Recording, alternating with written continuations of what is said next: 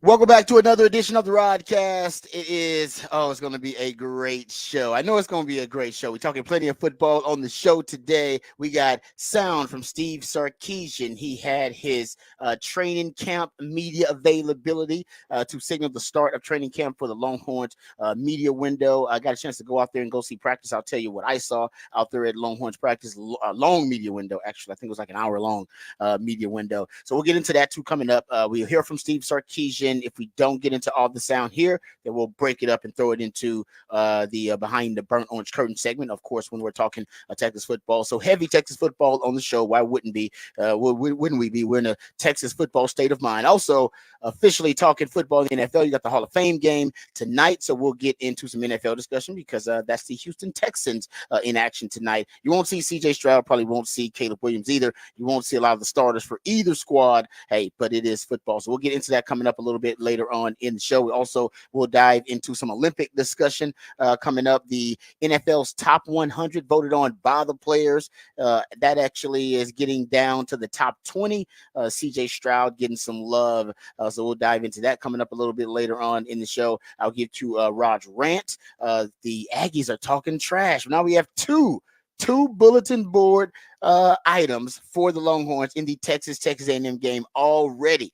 So the Aggies are confident. We'll give you the latest. This time it's the quarterback. Starting quarterback. Usually when the starting quarterback starts talking trash, that means the whole squad's on board. If it's just an offensive lineman or just some DB that went rogue, we go, all right. You know what I mean? He's obviously on his own agenda. But the quarterback speaks for the team, for the program. And Connor Wakeman's already talking some trash on the part of the Aggies. So we'll get into that. Got bulletin board material there. Like I said, we got your usual favorites. We got Rod's rant of the day. We got off the record. We got who said that. We got what the facts, what the stats. Topic for the big fat poll of the day. Loaded. And on Thursday, especially during football season, hey, man, it kind of feels like the weekend already. So before we do any of that, let's introduce you to the rest of the crew.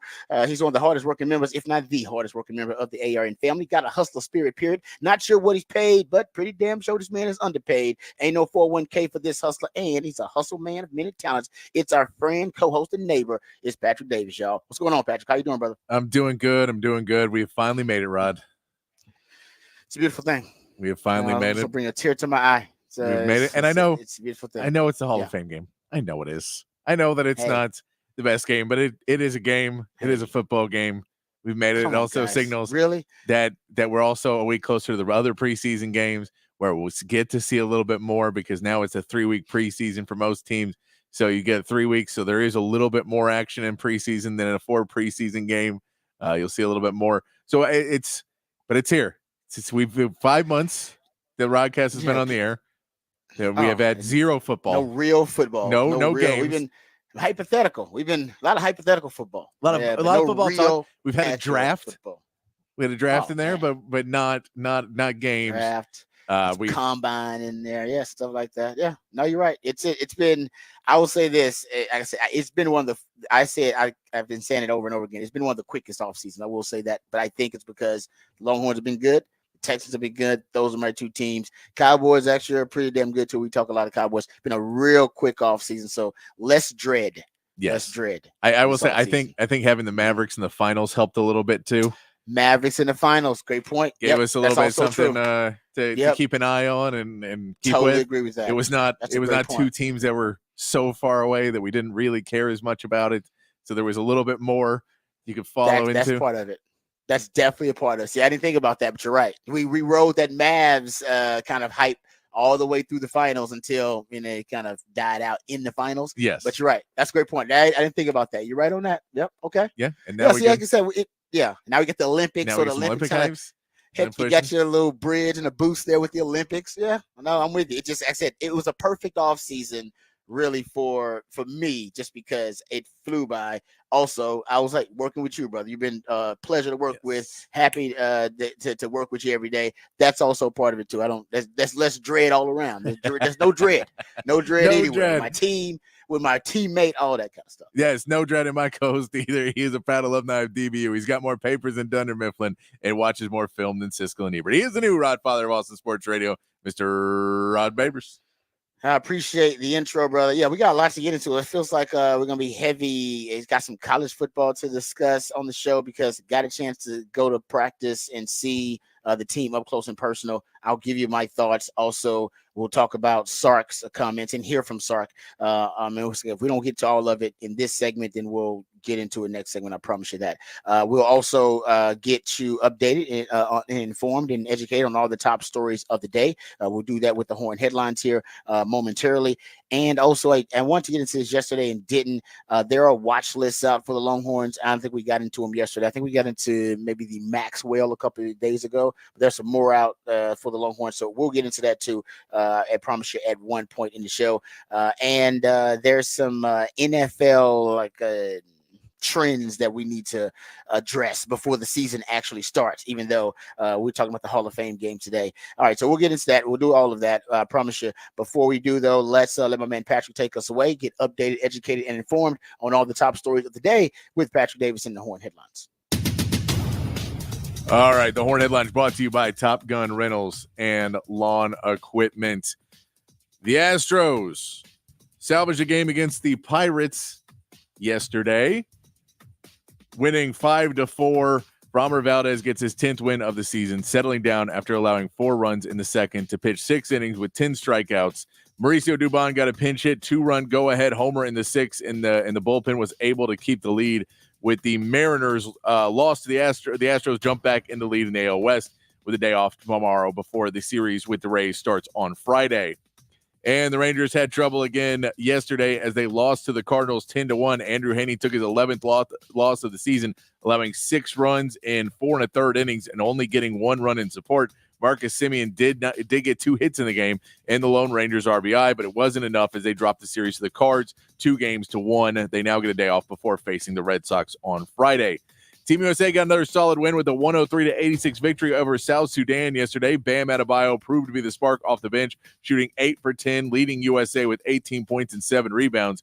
Kevin Durant had another good game, adding 14 points, and the hot shooting continued for the U.S., hitting 53% from the field and 43% from 3 in the game. Royale Ivy's South Sudan team put up a solid fight, outscoring USA by 2 points in the second half, but they could never string together a long enough rally to make up for the slow start. Team USA has already qualified for the quarterfinals and now waits to take on Puerto Rico on Saturday. And our current U.S. medal count, total medal count, still in the lead with 31, up to 6 gold medals for the USA, 13 silvers, and 12 bronzes. China still in the lead with the golds with 11, number 1 overall. Number 2 is France with 8. They are also second in the total medal count, but USA still leading the total medal count and 6 in the gold for USA. USA. All right. Thank you, Patrick, for the Horn headlines. We appreciate those. Yeah, and it's interesting because we'll get into it. I like the matchup, though, in the Hall of Fame game, now that I'm thinking about it. And it won't matter because you're not going to see the starters at all. They already said C.J. Stroud's not going to play, and Caleb Williams is not going to play. And you probably won't see any of the marquee starters on either side of the ball.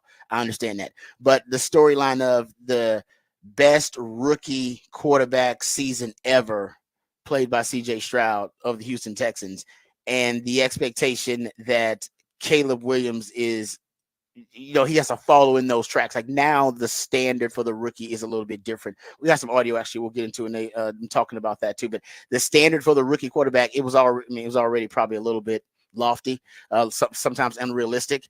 And it will be for Caleb Williams, and it shouldn't be because the Bears should have the lowest of expectations for their starting quarterbacks. So they've had the worst run of starting quarterbacks.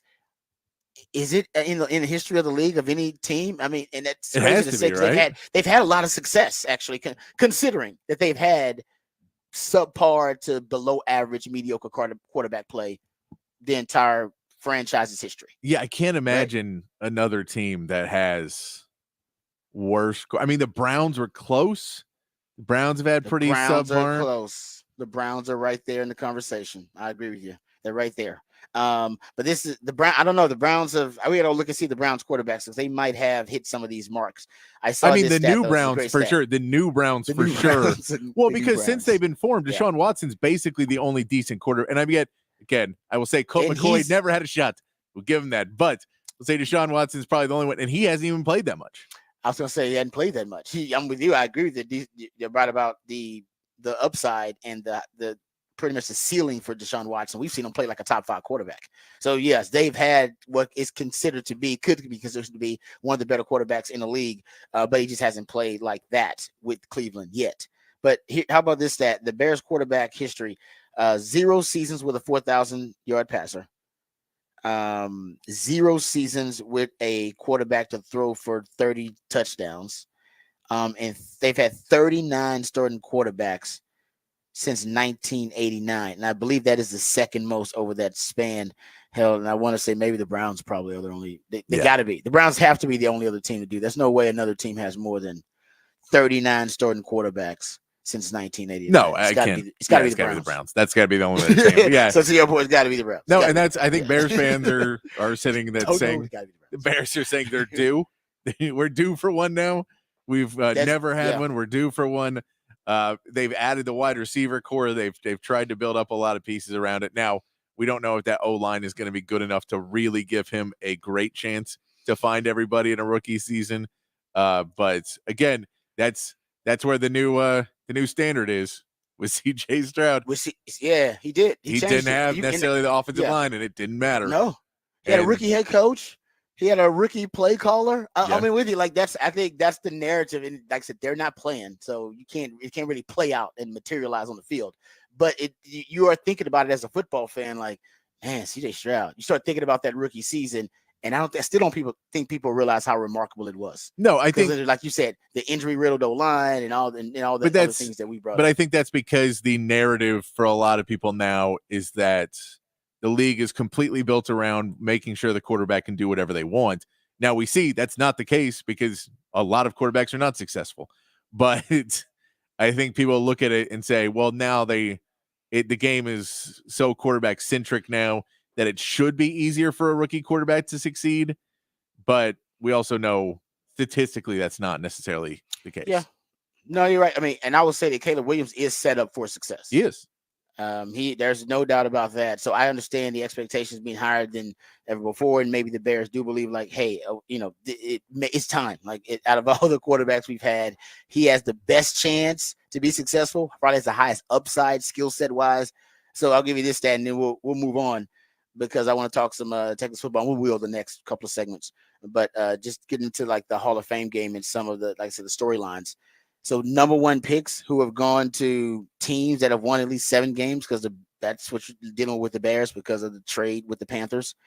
There have been 3 quarterbacks drafted number 1 overall that won at least 40% of its games. If you start looking at it, because first of all, you never get a quarterback that goes to a 7-win team at number 1 overall. It just doesn't work out that way. Of the 28 quarterbacks drafted number 1 overall, 22 of them went to a team coming off a season where it won no more than 25% of its games. So, kind of like 4-12, somewhere around there.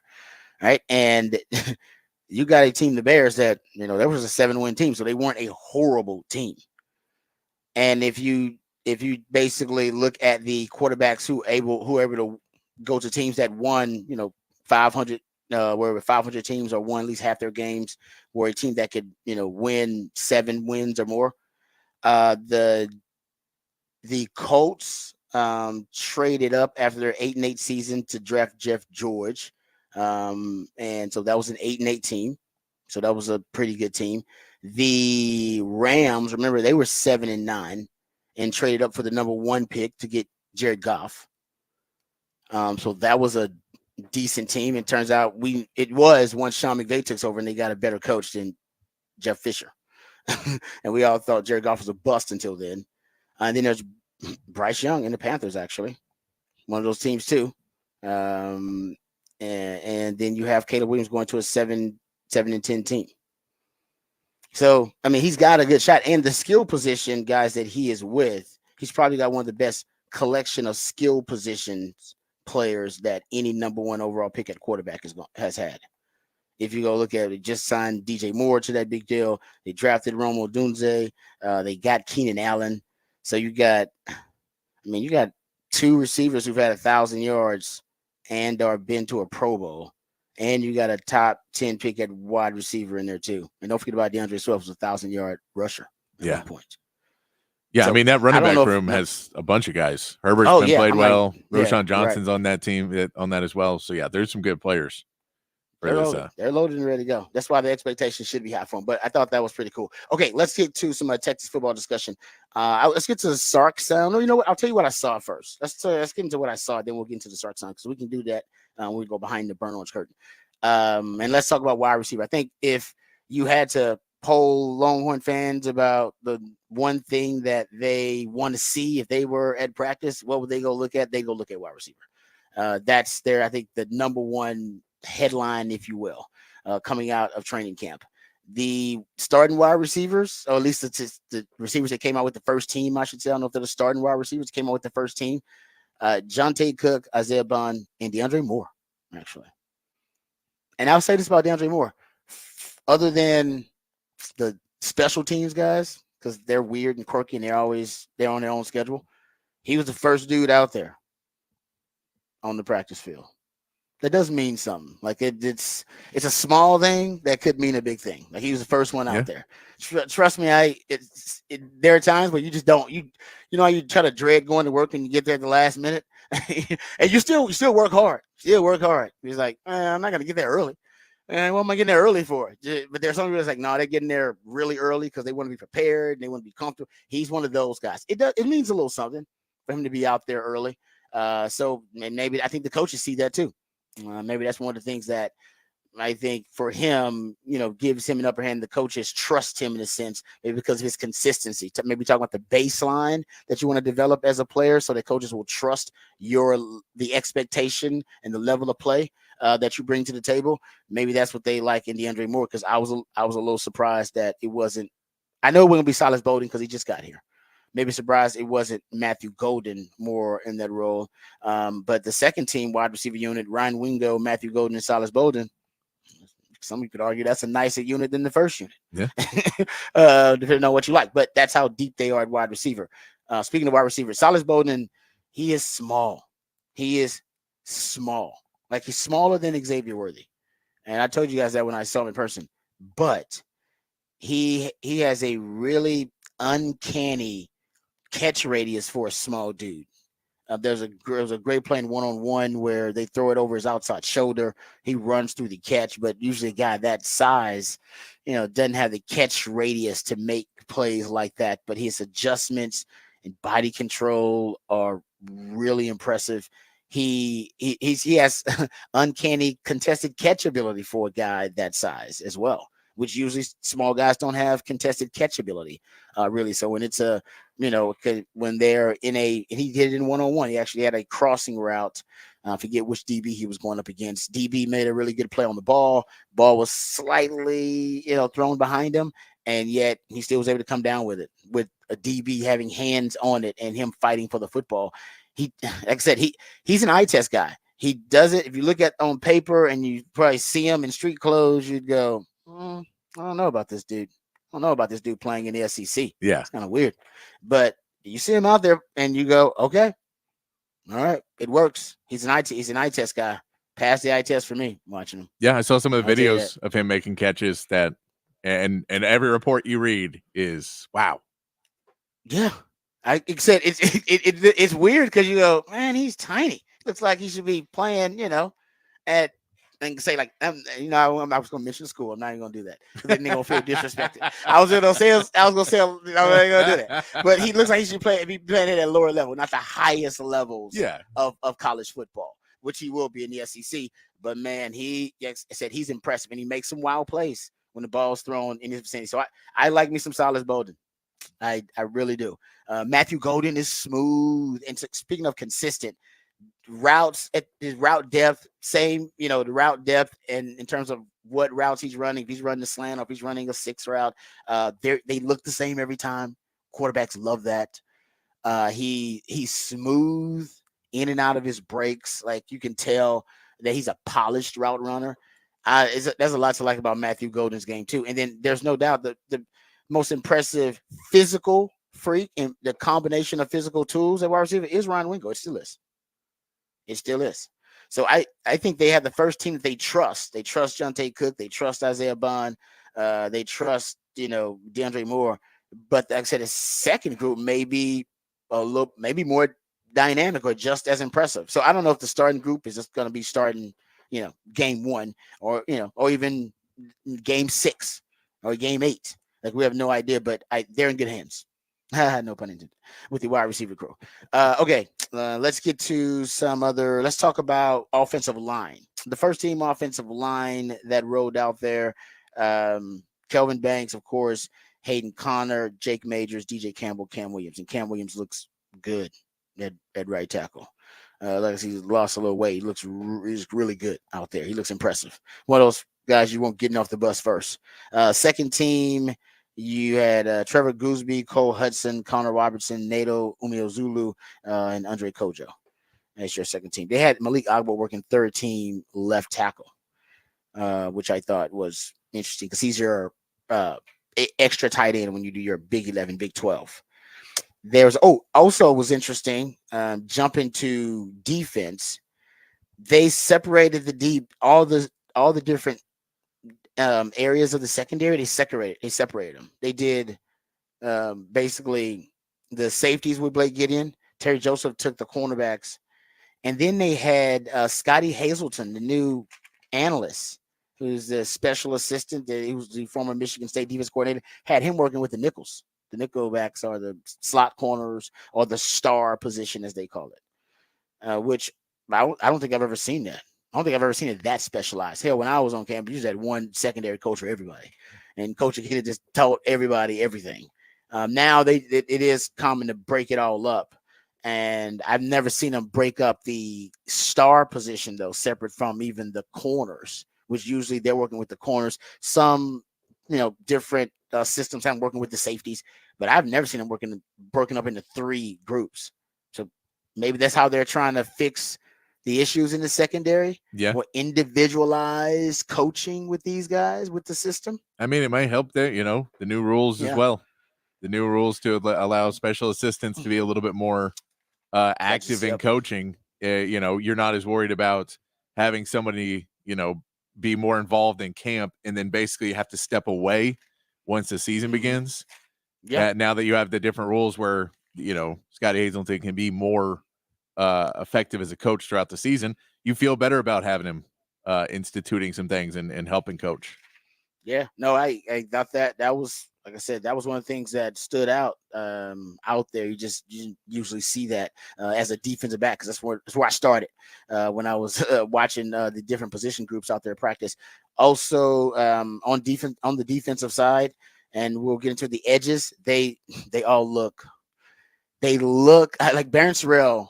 He looks like he should be in a Marvel movie. Like, I'm not joking. Like, up close in person, Baron Sorrell's transformed his body, and it is really impressive. And he's a leader in that room, and you can tell that, the guys kind of look to him to set the tone. But like I said, the frames in the edge room between Baron Sorrell, Ethan Burke, Colton Vosick, hell, even Colin Simmons. He hadn't packed on the armor yet, but you can tell, like, the long arms and the frame and the shoulders, like the defensive end room, it pops. Just like the O-line pops when you go out there and you go, oh, some big humans. The edge room pops like that. It does. D tackles, one thing about the edge room, it does pop, but Trey Moore, one of these things is not like the other. He does not look like the rest of the crew, which to me is really a compliment. Like, it says the coaches, they decided to look past the fact that he didn't necessarily fit probably their desired measurables, their desired prototype, and went, nah, he's just a baller. Like Silas Bowman, like, nah, he's an eye test guy. He it works. Let's bring him in. He's our best natural pass rusher. So if you go out there and look at him, he doesn't fit the prototype of the rest of those guys. Looks a little different. To me, that's the ultimate compliment. It's like, if you go look at, all of my exes in my time, you'll probably find a pattern. They'll probably find, like, oh man, Rod B, 70%, brunettes who are voluptuous, whatever it is. You're like, dang, but what's that? That's weird. He had this one or two, blondes out of here, and there, what's happened with that? I was like, they were special. All right, if it's just some random, like, man, why he date that goth girl? That was why he'd never dated a goth chick before, but he did date one of, like, she was special. Trust me. All right, that's Trey Moore. he stands out because he's special. No, I think it's his pass rushing ability. I like the fact that they're getting guys like Trey Moore and Silas Bolden in the transfer portal that you can go out and say these are special players that Mm-hmm. may not fit what we would look at in recruiting necessarily, but now in the transfer portal, we can take some guys that have shown that they have the ability to play at a high level, even though they don't fit into it. And worst case scenario, it doesn't work. And you maybe lose one or two, but you're not really you're able to bring some guys in that you think are going to be able to not only help your team, but then push everybody else to go, look at what these guys are doing. And they don't have your God-given gifts. Mm-mm. You why are you not working as hard as them? Come on, That's a get great out there. point too. And so, Yeah. I think there's multiple benefits for it. And then on the flip side, when Trey Moore gets past you as a left tackle, I'm sure it pisses you off. And when Silas Bolden catches a pass on you, I'm sure it pisses you off just a little bit more because how is this dude doing that to me? Yep. Came from a lower level, just grinding his way up too. Yeah. And you're like, man, yeah. No, I love that. You're right about that. Psychologically, it's great for the culture of the locker room. Those kind of guys just had they get, they got that dog in them. Like, Yeah. if you're that small. Yeah. And you've been playing at that high a level. And not Trey Moore is not tiny or anything, but like I said, relative to now his peers, he doesn't look like them. You got to have that dog in you, or you got to have something that separates. Matter of fact, we'll hear Coach start talking about that too when we go behind the burnt orange curtain. But that's just looking at the team, though. It's a bigger, faster. You got to give. I spoke to Torrey Becton out there, and you got to give him a ton of credit. This team now, just the overall look of it, and I can tell why. Was it Peter Burns that when he hosted the pregame for the Texas spring game, he said they kind of looked like Georgia to me from a couple of years ago. And I see what he's talking about. This team looks different than even the Sark team a couple of years ago that, that I've seen up close and personal. And so they are faster. Sark said that. They are bigger, though. They're longer. Like even the DBs, like they're long and range, like Kobe Black's. Like, usually Texas, you didn't see corners with that type of frame. Derek Williams, like the team's built differently, and they're in great shape. And Torrey Becton he's a madman in the best way possible. Like he really is. And I didn't realize that he actually had ties to Shep Dog. Shep Dog was basically the strength and conditioning coach right under Mad Dog when I was there. And he studied under Shep Dog and has got ties to Mad Dog. So it kind of fits. He's got that. Mad Dog was all about mental toughness.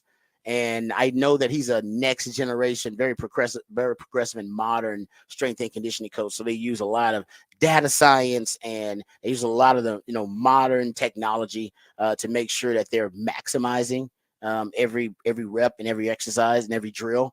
But he's got some old school in him, like mental toughness, old school, like get in the sand pit in the middle of the summer kind of like mentality. And I didn't realize that. I thought he was more next generation. He's a real healthy mix. Like Mad Dog would have us in the sand pit with weight vests on in the middle of the summer. Stuff that I know now the NCAA won't allow or something. It was great, but it was about mental toughness. Like, first of all, I just need to know that mentally you can do it and you won't quit. Like that's basically, I think, what it was most about. I don't even know if we were getting better. I don't know if we were getting faster. I'm not sure we were getting stronger. Yeah. It was just trying to see if we would quit. That was like the first 6 weeks of training. It's like, all right, who's going to quit? And you had guys quit. I mean, the guys, like, they just walked off to the side. Like, I can't do it anymore. And they're like, all right. I'll tell coach that. I'll tell coach he can't do it. All right. Like it was, it was intense. Like it was serious. And Torrey Becton's he's not that, but he's got some of that, which I like that. You want to be, because he not only wants to be the fastest team and the biggest team and the strongest team, they want to be the toughest team. Yeah. And you're always trying to find a way to make sure your players play in the fourth quarter. Yeah. And that's part of it. Is just, hey man, when everyone's tired, you need to be better. Yep, that's exactly right. Yeah, no, I'm a Torrey Becton fan. I had a short conversation, but left really, really impressed. All right, let's get into the Sark Sound. We'll do that. We go behind the burnt orange curtain, talk a little more Texas football. Football season is upon us, ladies and gentlemen. What a beautiful thing. We'll do that when we come back right here on the Rodcast, featuring Patrick Davis on Lifetime Longhorn Rod Babers. Coming back on the Horn.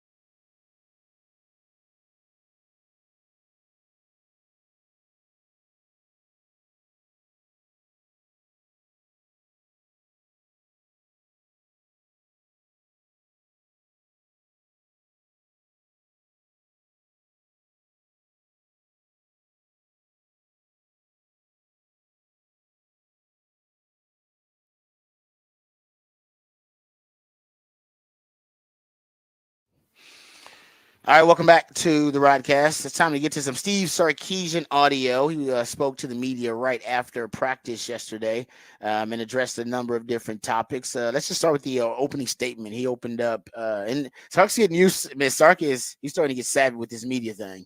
The opening statements, man, they're every time. You know, what I mean, it's never just like, all right, you guys got any questions? Like, nah, give me your opening statement because we only gonna make this 20 minutes. My opening statement gonna be about about 10% of this. We're gonna yeah, he's smart. He's starting to because you remember his opening statement at the SEC Media Days? What was it? 13, 15 minutes? Yeah, it was a minute. It was a No, but look, I'll give him this. He answers questions longer than a lot of coaches do. He's very forthcoming. Yeah, he is. Well, but I mean, just like understands how to answer a question for a minute long, minute and a half long to make it, even if he doesn't say a lot, even if it's coach speak, it's enough coach speak so you don't feel like he just goes, how is the defensive back room getting better?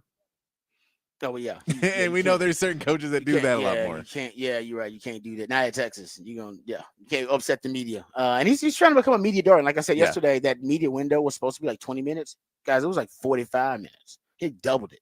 Damn it. I mean, I think it was longer than 45, but I just think that's like it was at least 45 minutes, I should say. So I think he's like, hey, the media, they got a job to do too. So give them as much information as you can give them, and then hey, man, they'll be very grateful because everybody's got deadlines and they need topics, headlines, that kind of stuff. All right, so here's Sark's opening statement. It's a little lengthy. It's okay, but he gives you a lot of meat here. Here's Steve Sarkisian. Alrighty. And it felt great to be back on the practice field. First of all, I thought that especially early on, we had really good energy, and the guys came out with really good intent to work. And a lot of guys. I mean, we have a lot of guys to evaluate on this team. I've talked about it. I talked about it media days, just about the depth on our team, and sometimes you have to get back on the field with them to see them all out there and to watch special teams and to see so many guys running around that it's a real positive and quality of this team, the depth that we have, but it's definitely difficult on the fly on the field to evaluate. So looking at the tape is going to be critical. I think one thing about training camp, now this being our fourth one, with the heat and the reality of the heat, as I just got done telling the team, we have to embrace the heat that we have, and it needs to become our friend. It needs to become our ally. It needs to become something that we can lean into, because early in the season, that's the way it's going to be played. And from the first kick of the first game at 2:30 on August 31st, we're going to have to deal with those elements, and we need those elements to be a strength of ours. And so as we work ourselves through, especially this early portion of camp, we have to do better than just get acclimated to the heat. We have to embrace it and perform at a high level. So today was a good challenge for us that way. I did think there was a lot of guys that got a lot of reps. We two-spotted everything. And so, like I said, the film is going to be really important to evaluate. I love that. Embrace the heat. Yeah, you basically have to get so acclimated to it where it becomes like an advantage for you against your opponent whenever you got to play it, because you're so, adapted to it. You're so acclimated to it. But in order to do that, pain, a lot of it. You got to be out there in it. You got to train in it, work out in it, become second nature. All right. So the wide receivers, of course, that's the first question that the media has. That's probably what fans want to know about it most. Hey, what's up with the wide receivers? How do they look? Here is Sark talking about the wide receiver rotation in practice, basically, and how they're trying to make sure that everybody gets as many reps. Two spotting, I believe he calls it. Here's Steve Sarkisian. Yeah, something we're doing right now. When we two spot right now on one field, we have our ones and our threes, and on the other field, we have our twos and our fours. And that's intentional in a sense, because I want to see some of our younger players. I'm on the field with the ones and the threes. And so it's a little bit difficult for the first, 4 or 5 practices, because that's how we operate. It's going to be a little easier for me to answer that question when we'll shift then to 1s and 2s on one field and 3s and 4s on the other. And then I'll be able to see that rotation a little bit better, but we have time for that. The guys that I saw, I thought, looked really good, the guys that were on our field. So again, I didn't see half of that group because they were on the other field, but just in individual routes and, again, day one install, they know it pretty well. I thought they all were confident. They played fast. One thing to keep in mind too, Sark works really closely with the wide receivers. You saw that out there as well. And I've told you guys that before, but he is there hands-on. I mean, critiquing routes, telling guys at what depth he wants the routes ran. I mean, he is during the drills while the wide receivers are running their routes, and the opening drills, he is with them the entire time. And he's also, I believe, talking to the quarterbacks now, like via the headset. Like, I believe while he is coaching the wide receivers. Oh, man, it's a lot going on. Like, it's a lot of multitasking. That's why it's good they have these extra coaches on the field, because they need them. Because they want to make sure nobody's just sitting around and nobody is just watching. That's why he calls it two-spotting. So everybody, you got the 1s going against the 3s and the 2s going against the 4s. And then you need all the coaches out there to help critique and coach the guys individually, because Terry Joseph can't coach all the DBs out there. He can't be running from different field. So having all those coaches, that it helps a lot. That's why you want that support staff out there, because if you really want to maximize the practice time you got, you need to make sure nobody's standing around. Everybody's practicing. But you got to go back and watch the film and then critique the guys the next day. Now you're trying to critique the guys real time, in addition to being able to watch the film and then next day go, hey guys, this is what I saw. This is what you need to improve on. And then that helps improve the developmental or expedite the developmental rate of the players. I love it. It's fascinating. Okay. He was also asked what questions he wants to answer during camp. And he goes a little bit in depth here. But here's Sark answering the question about what he wants to address in camp. I mean, I have a ton. You always do. Every year you go into camp and I try to take nothing for granted. You try to let things play out the way that they do, and then you start to figure out as you go the strengths of your team, and then start pouring into the strengths of the team. Clearly, we've got some real depth on the offensive line, which is encouraging. I've been very impressed with our first 3 runners and our ability to run the football, and that's something we'd love to hang our hat on. And obviously, anytime you have a veteran quarterback, he did some things today, Quinn did, that you could feel a guy who's in his 3rd year in our system in what he did. And that is helpful for a group of new receivers, even though, a lot of those guys, 3 of them have a ton of experience. And so that side on the offense, I think defensively, I feel like we're faster. First glimpse of that, especially from an edge perspective, and then second level, with our backers and our star, and then even into the back end, we've got real speed back there. And so those are positives too. Naturally, when you have new faces, I don't want to call them concerns, but I need to learn them, right? I need to learn Bill Norton. I need to learn, Jermaine. I need to learn Silas, some of these guys that you need to get a feel for, and then finding that right combination. As I said, a year ago, we probably weren't as deep of a team as we are this year. Now, we had some real front line players, at wide receiver and on the interior defensive line, naturally, and they're on in the NFL and doing their thing. But I do think at both of those 2 positions, we probably have more depth than we had a year ago. And so probably one of my bigger challenges is going to be just that. How do we find that right rotation to utilize that depth? And that's something that is a little bit different for us from where we've been the previous 3 years. But that doesn't mean that we won't get it right. It's going to take us a little bit of time. Right there, Sark talking about things he wants to address, questions he wants to answer during training camp. He was also asked about the players who've transformed their bodies. Remember, I talked about how a lot of these guys look different, gained a lot of weight, put on armor. I think they've toned up, if you will. Some of these young guys from last year, a guy like Cedric Baxter, didn't gain a lot of weight, but you can tell body looks different. He just looks like he's put on some more of that armor that's necessary. Here's Sark talking about the players who have transformed their bodies over the offseason the most.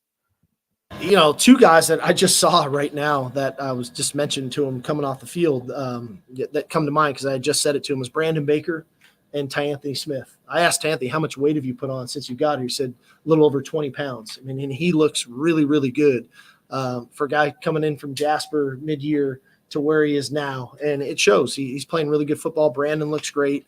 And there's a bunch of guys I could touch on. But those two guys stood out to me most notably because I saw them right there coming off the field. They both look really – I think Jade looks really good too. You know, I think he's put on good weight. He looks physical. His is definitely noticeable as well. Yeah, we didn't talk about this because I didn't think it was a huge deal, but I will say today Barron didn't start. He wasn't with the starting group. It was Jalen Gilbo and Gavin Holmes and Malik Muhammad. Now, it could just be that he was – and Makuba wasn't either, actually. I think both of those guys were starters, but I'll just throw it out. I don't know if that was, them wanting to see Gilbo in a certain role. I don't know if they're just trying to work in different lineups with different guys. Something that I suggest is like, hey, quit making wholesale rotation changes. You should do different lineups and try to see which lineups are most effective together. Maybe that's something they're doing. I don't know, but that's just was observed. And remember, they were really high on Jalen Gilbo. Really high on him. Said if Jalen Gilbo continues to ascend, they could move Jade Barron around a little bit more. And so maybe it has something to do with that. I'm not sure. Just giving you the knowledge, giving you the update as I saw it. All right. Silas Bowden talked about how impressive Silas Bowden was, and he really was one of the standout performers yesterday at practice. Here's Sark talking about his newest receiver. Wasn't here for the spring, but it's already turning heads at training camp. Well, I think he's fearless, first of all. A lot of those guys that aren't the biggest players, I think of like a Steve Smith, right, who was a fearless receiver, at Utah and in the NFL. Silas is fearless. He's not afraid to do any of the dirty work. He runs all the route tree. He plays tough. He plays hard, but he also uses his strengths to his ability. He's got, he's cat quick. He's fast in the open field. He trusts his speed. He's elusive. But at the end of the day, he doesn't shy away from the contact. And I think that's the key ingredient for a guy that's not the biggest player. He's got to be brave. He's got to have courage. He's got to be fearless. And that's what he has. I like that. He's got to be fearless. Yeah. And, Sark talked about, one time about him being smaller and how he's had to adapt his game his whole life. There's a great book. I think it's called The Obstacle is the Way. And it talks about how, the skills that you have to learn to overcome obstacles, whatever they are, different ones in everybody's life. If you can indeed overcome them, those skills that you learn, those skills are ultimately going to make you a better whatever you are in that profession, right? A better athlete. It'll make you a stronger person. It'll make you a more skilled and elite at that profession or in that aspect of life, whatever it may be. Right? The impediment to action advances action. That kind of thing, right? What stands in the way becomes the way. And for a guy like Silas Bowden, he's been small his whole life. So him adapting and him overcoming that obstacle has actually given him unique advantages and tools now that others don't have because they didn't have to overcome that specific impediment. And he kind of represents that, I think, on the team. Jose Altuve is kind of like that. It's not always just a small guy. It could be anything. It could be because I want to say that like Usain Bolt, like he has like scoliosis, or he was born with like scoliosis or something like that. And strangely enough, it has changed his running style, and it apparently made him a very unique sprinter. So overcoming that obstacle actually helped him become a very elite, a unique elite sprinter. All right, uniquely elite. All right, and so that happens in not just in sports, but in all aspects of life. And there's a great book about it called "The Obstacle Is the Way." Anyway, that is Steve Sarkisian. We'll get back to some more of the sound because he goes on and talks about punt return, the headset communication, which he was using actually out there at practice yesterday. He talks about Johnny Nansen a little bit too, punt return and the tight end position, and we'll get to some more Sark sound, of course, all throughout the show because we are heavy Texas football today. But there's Steve Sarkisian at the media availability yesterday after the Longhorns' first practice of training camp. All right, we come back. We'll get into the topic for the big fat poll of the day. We'll also get into the musically themed day of the week. All that and more right here on the Rodcast featuring Patrick Davis on Lifetime Longhorn. Rod Babers coming back on the horn.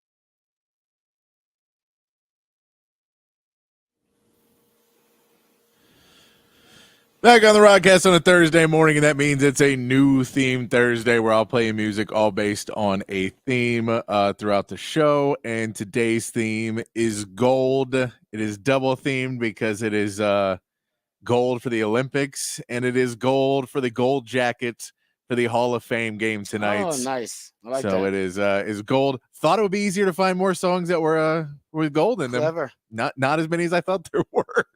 Really? And a lot of them are really slow and ballads. There's a lot of slower gold songs, not as many upbeat gold songs as you would think there would be. I don't know why I assumed there were a lot of songs. You said a lot of songs, but not many with the high energy you need. Yes. Yeah. No, I was surprised at the lack of gold songs that there were. It's like, well, this is an easy idea, and then it was a little bit harder than I thought it was going to be.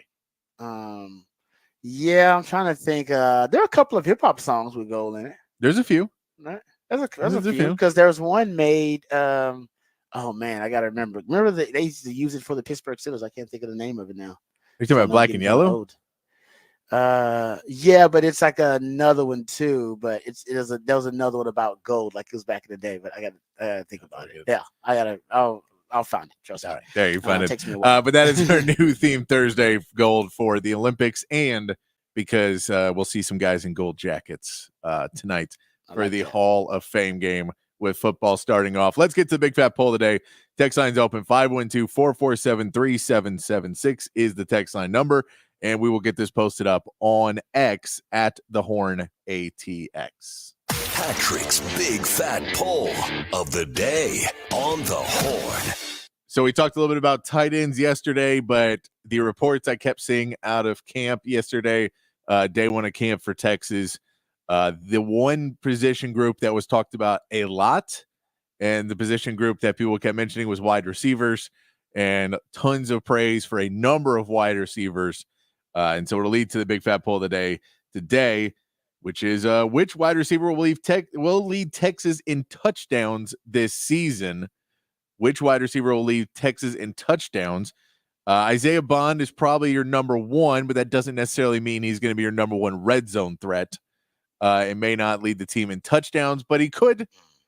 We see with Isaiah Bond, Silas Bolden is, we saw what he can do, had some big plays. Jonte Cook is also going to be in that conversation. Matthew Golden being a very skilled route runner, see if he gets put in that conversation. You see DeAndre Moore and Ryan Wingo could be getting snaps as well with their talent.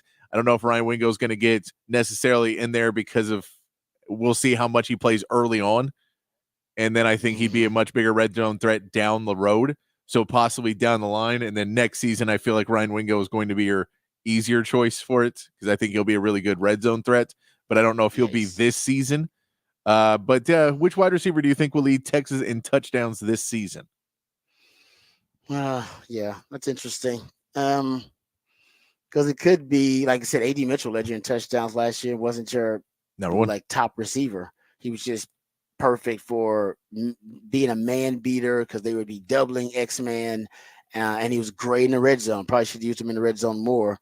Ryan Wingo's your biggest receiver, and he was great in the red zone in the spring game. He'd be great in the red zone anyway. Red zone is, especially if you're just looking to maximize a one-on-one. I mean, you can throw it up to him. He's running, it's simplified. You're running slants, you're running this, you're running slant, you're running fade, you're going to run a whip route, whatever it may be, just trying to beat one-on-one coverage, which I think he could do. So I don't think it's going to be him. I got to think about that. It could be somebody like Matthew Golden. I mean, I can see somebody like that stepping up because they're how consistent they are. Yeah. And quarterbacks like consistency. And, and that's, I think, what do you want to see? Who do you trust in that red zone? Who do you think I know right where I can put this ball and I know where he's going to be? Exactly. That's a good question. I'm not sure about that one. Yeah, because touchdowns is it's different. I mean, yards, and I wonder if we can end up having different guys that lead the team in. I mean, last year you had different leaders in touchdowns and in yards and receptions. I mean, you could end up getting a different leader in in touchdowns, receiving yards, and receptions again this year. Oh, I definitely think that's possible, and that's why the question's phrased as it is. I think Isaiah Bond is going to be a guy who will probably lead in receptions. I think he'll definitely leading. He'll get the most. Yeah, he'll get the targets. Target share, because even in the spring game you saw that target share. Early. So I would assume that he would lead in receptions. It'll depend on how many of those are downfield, if he leads in yardage, or if they have some other guys that are deep threats and maybe get a little bit more yardage. If Jonte Cooks leaks out a little bit more and he gets downfield a little bit more, then you could see him lead in yardage, just solely in the fact that he's going to be catching balls further downfield, depending on how they set up. I mean, in reality, it's just going to be, we won't know until we start to see what those lineups. I don't think Sark would know right now. I don't think, I don't think he knows either. I agree. Because it's going to be when you get him into game time situations and who has the chemistry with Quinn. That's another huge piece. I know that we also got reports that Quinn was looking good, and that people are saying third year starting quarterback should be a help for him, especially in getting connections with these wide receivers. But that'll lead you today, Rod. Which four would you put up on the X poll if you had to pick the four that you're the top guys? Because there's technically 6 guys you could pick from. Which 4 would you put up there? I'd leave out probably DeAndre Moore. Yeah. Even though he was with the first team today, so that's crazy. But yeah, so that to me, you could put him on there and justify. Well, Rod, you said he went out with the first team and he should be on the list. We can't put all of them on there. So for me, I'd probably would take him out because I think he's less likely to be, a guy that gets the key targets like that, either in the red zone or is the ultimate deep threat on the team. So I'll take out DeAndre Moore and I'll take out. Oh man, that's tough. That's what I'm saying. Is that's tough. Bolden, Golden, Bond, Cook, and then Wingo. I guess you want to. Wingo's probably going to play. I mean, he's going to play less, I think, than those other 4 guys I mentioned. But doesn't mean he can't just come in there and be like the red zone threat every time you need him. They're just big body guys. That's tough, man. Damn, Twitter. Why don't you just put up let us do 5 instead of 4? It's ridiculous. But that's a good thing. Look, first of all, it's a good thing that you can say we can't tell which one of our 5 should be in there as leading. That's a good thing. Yeah, I feel bad leaving off Wingo though. I do too. Physically, your most gifted I feel receiver. bad leaving whoever gets left off of this. I feel bad about. I would definitely Moore's out for me.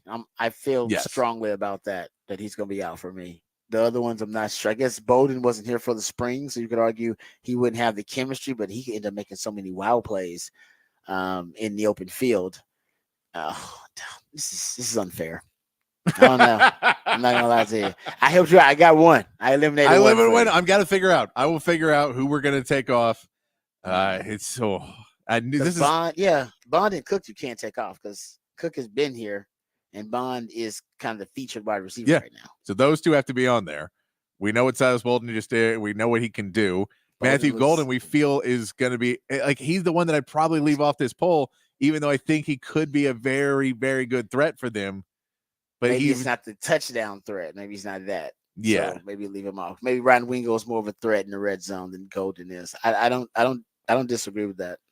I still feel bad. I feel bad because people gonna think we don't know what the hell we're talking about. You're like, you just not know. I can only put 4 up. I can only put 4. Blame Elon. Don't blame us. Blame Elon, man. Hey. Fix Twitter. You too worried about porn being on Twitter? Give us 5 options for voting for the polls. That's what we need. I don't need the porn. Okay. All right. All right. There you go. Time for the big fat poll today. Which receiver is going to lead the Longhorns in touchdown receptions? It's a good. I guess I really don't know. That's like I don't even have a good guess on it. I feel like I'd be way off no matter who I guess because I feel like it could be 3 or 4 different guys legitimately.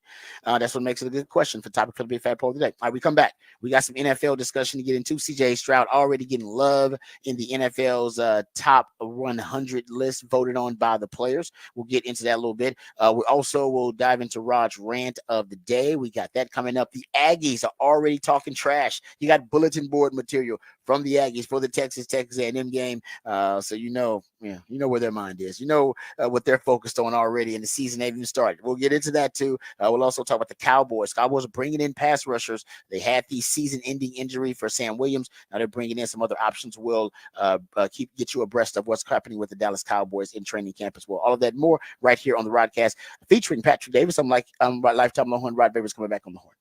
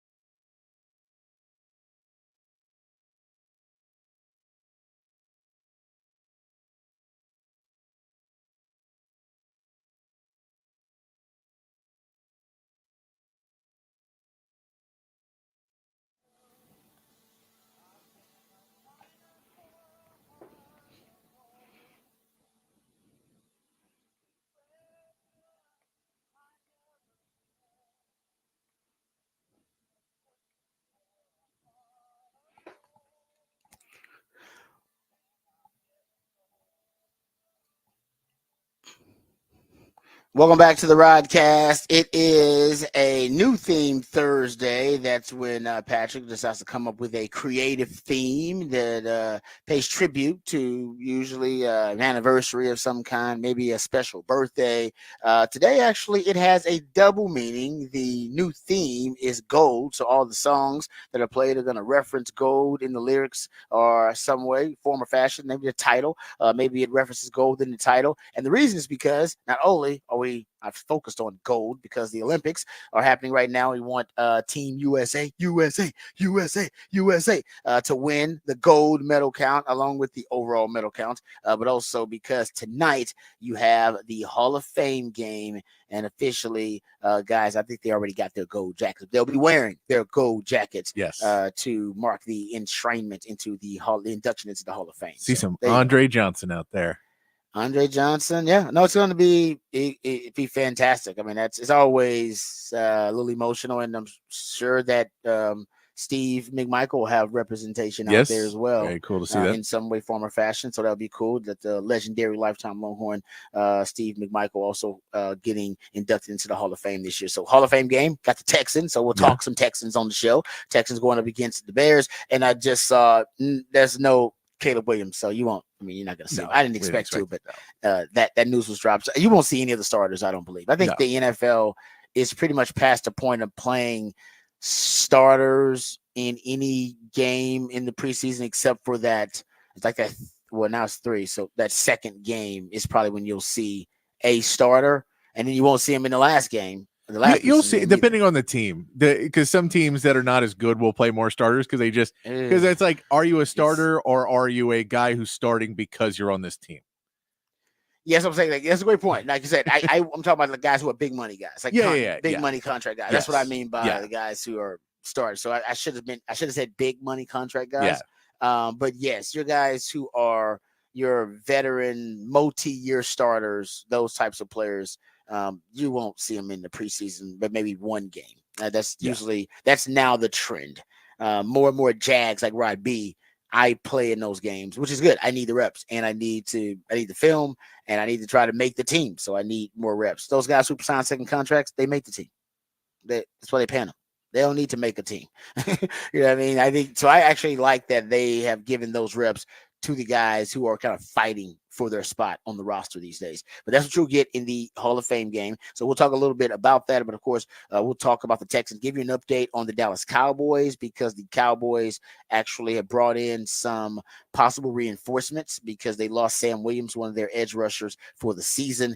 So they need some answers, some options, some solutions there. They brought in some guys. We'll get you updated that. With that, we'll also talk Texans on the show because CJ Stroud getting some love from the top 100 players list voted on by the players. They ranked the top 100 players, and it's the players themselves that vote on it. We didn't get into it a lot, but they're starting to get down to the top 20. And we'll get into it because CJ Stroud is getting some love among the top 20 best players in the NFL. All right, before we get into any of that, let's get updated. Let's get informed. Let's get educated on all the top stories of the day with my man Patrick Davis and the Horn Headlines.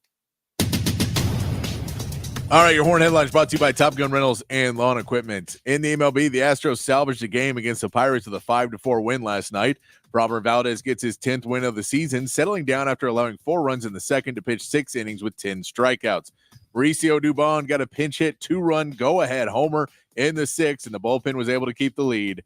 With the Mariners' loss, the Astros jump back into the lead in the AL West with a day off today before a series with the Rays starts on Friday. And the Rangers had trouble again yesterday as they lost to the Cardinals 10-1. Andrew Heaney took his 11th loss of the season, allowing 6 runs in 4 in the third innings and only getting 1 run in support. Marcus Semien did get 2 hits and the game and the lone Rangers RBI, but it wasn't enough as they dropped the series to the Cards 2-1. They now get a day off before facing the Red Sox on Friday. Team USA got another solid win with a 103-86 victory over South Sudan yesterday. Bam Adebayo proved to be the spark off the bench, shooting 8 for 10 and leading USA with 18 points and 7 rebounds. Kevin Durant had another good game, adding 14 points, and the hot shooting continued for the U.S., hitting 53% from the field and 43% from 3 in the game. Royale Ivy's South Sudan team put up a solid fight, outscoring USA by 2 in the second half, but they could never string together a long enough rally to make up for the slow start. Team USA has already qualified for the quarterfinals and now waits to take on Puerto Rico on Saturday. And looking over at the medal count in the Olympics, right now, USA still with the total medal lead at 31 and tied for fifth place with 6 gold medals behind China with 11, France with 8, Japan with 8, and Australia with 7.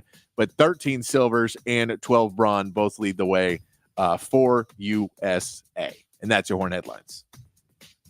All right, thank you, Patrick, for the Horn headlines. Appreciate those. All right, let's get to. We got a couple of stories that I want to dive into, NFL related stories. Let's start with CJ Stroud and his. We don't get into this a lot, but the top 100 players list has been revealed, and they had, and this is voted on by the players, by the way, NFL.com. They had CJ Stroud at number 20. On this list. By the way, Cowboys fans, Dak is at 16. So they had Dak ahead. The players have Dak ahead of CJ Stroud. Remember the Jeremy Fowler poll that he did, the survey that he did of executives and scouts and coaches, and they ranked the top 10 players at every position. I believe in their ranking, they had CJ Stroud at 7, had Dak at 10 in their ranking of quarterbacks. They just did the top 10 quarterbacks. Well, this ranking, the players have Dak at 16 overall. I haven't looked at the overall ranking because they have Josh Allen here at 12. So they do have Josh Allen. I'm assuming Patrick Mahomes is also ahead of him. If you go look at the quarterbacks behind them in the ranking, the only quarterbacks in the top 10, Patrick Mahomes is obviously number 1. Lamar Jackson is the other quarterback in the top 10 ahead of them. So essentially, with their ranking, they got, Patrick Mahomes as quarterbacks. Patrick Mahomes, Lamar Jackson. This is the players. Then they have Josh Allen. Then Jalen Hurts. Jalen Hurts, they got at 15. Then Dak Prescott. Then CJ Stroud. So very different than the scouts and the execs in terms of their top ranking. Because I want to say that when you go look at the ranking of, say, comparing it to the execs that Jeremy Fowler did, they didn't even have Jalen Hurts in their top 10. Yeah, they had Dak at number 10. Essentially, the players have Dak as a top 6 quarterback. Got Patrick Mahomes, Lamar Jackson, Josh Allen, Jalen Hurts. So yeah, got him as a top 5 quarterback actually. So it's a little bit different. The players got more respect for Dak than it seems like execs, owners, and scouts do. Yeah. But both have a lot of respect for CJ Stroud.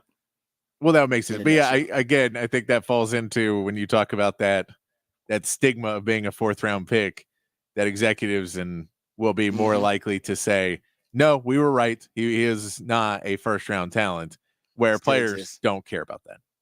Yeah, they're like, no, we've seen him. The dude's legit. The dude's dealing out there.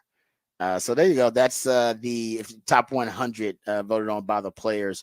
So having CJ Stroud already considered to be, and they basically do have him because they got, like I said, Josh Allen's at number 3 on this list, and they got Jalen Hurts 4 in terms of quarterbacks, Dak Prescott 5, and so they have him as the 6th best quarterback. So they basically have him ranked around the same area. I believe the execs and the coaches and the scouts had him 7th. So both believe he's a top 10 quarterback in the league. Remember, we were having a discussion at the end of the season, like, is CJ Stroud a top 10 quarterback? Well, players believe he's top 10, meaning owners, execs, and scouts believe he's a top 10 QB.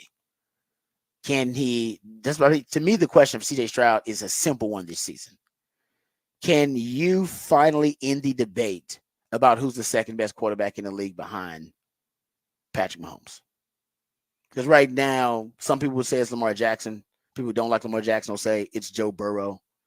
People who don't like Joe Burrow will say, no, it's Josh Allen. Josh Allen's the 2nd best QB in the league.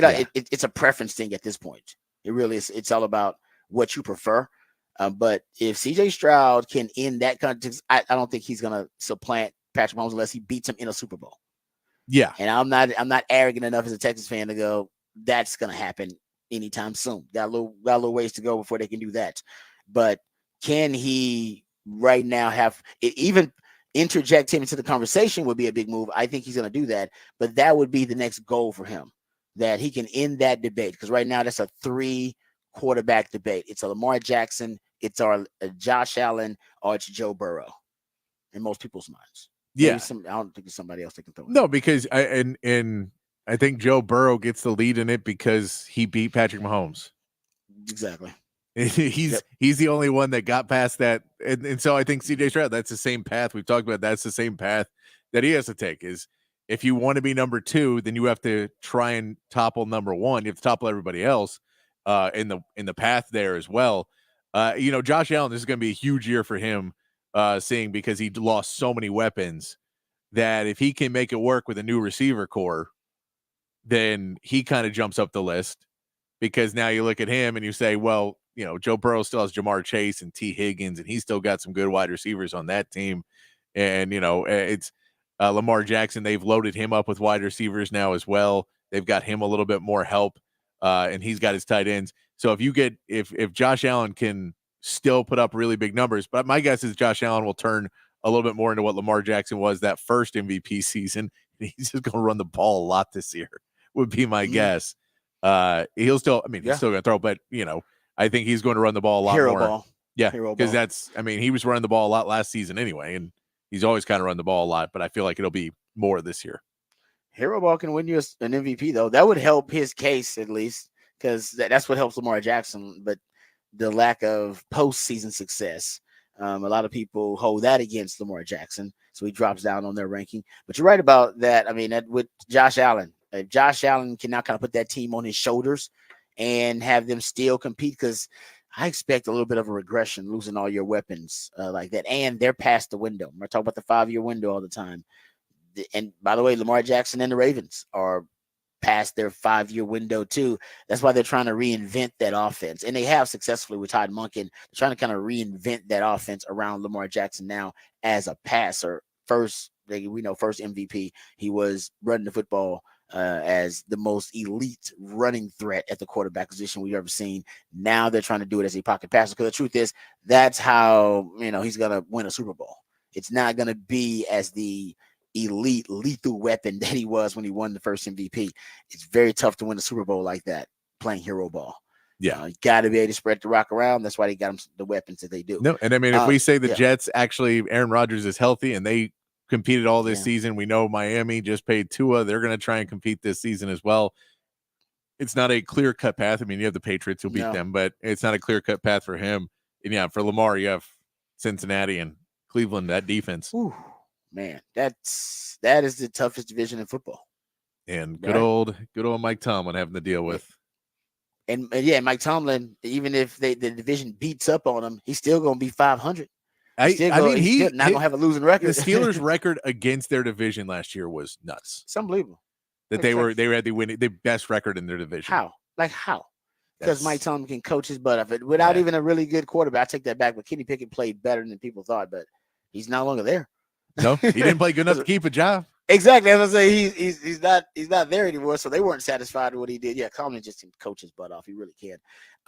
But yeah, getting back to it, I think for CJ Stroud, and we have some audio actually of I think Adam Schefter talking about this, and we'll get into it a little bit later. CJ Stroud has really made it tougher on rookie quarterbacks now, because the expectations are going to be so unrealistic because of what he did, and what he did was beyond remarkable. I mean, you're not supposed to be, as a rookie, not supposed to be able to do what CJ Stroud did.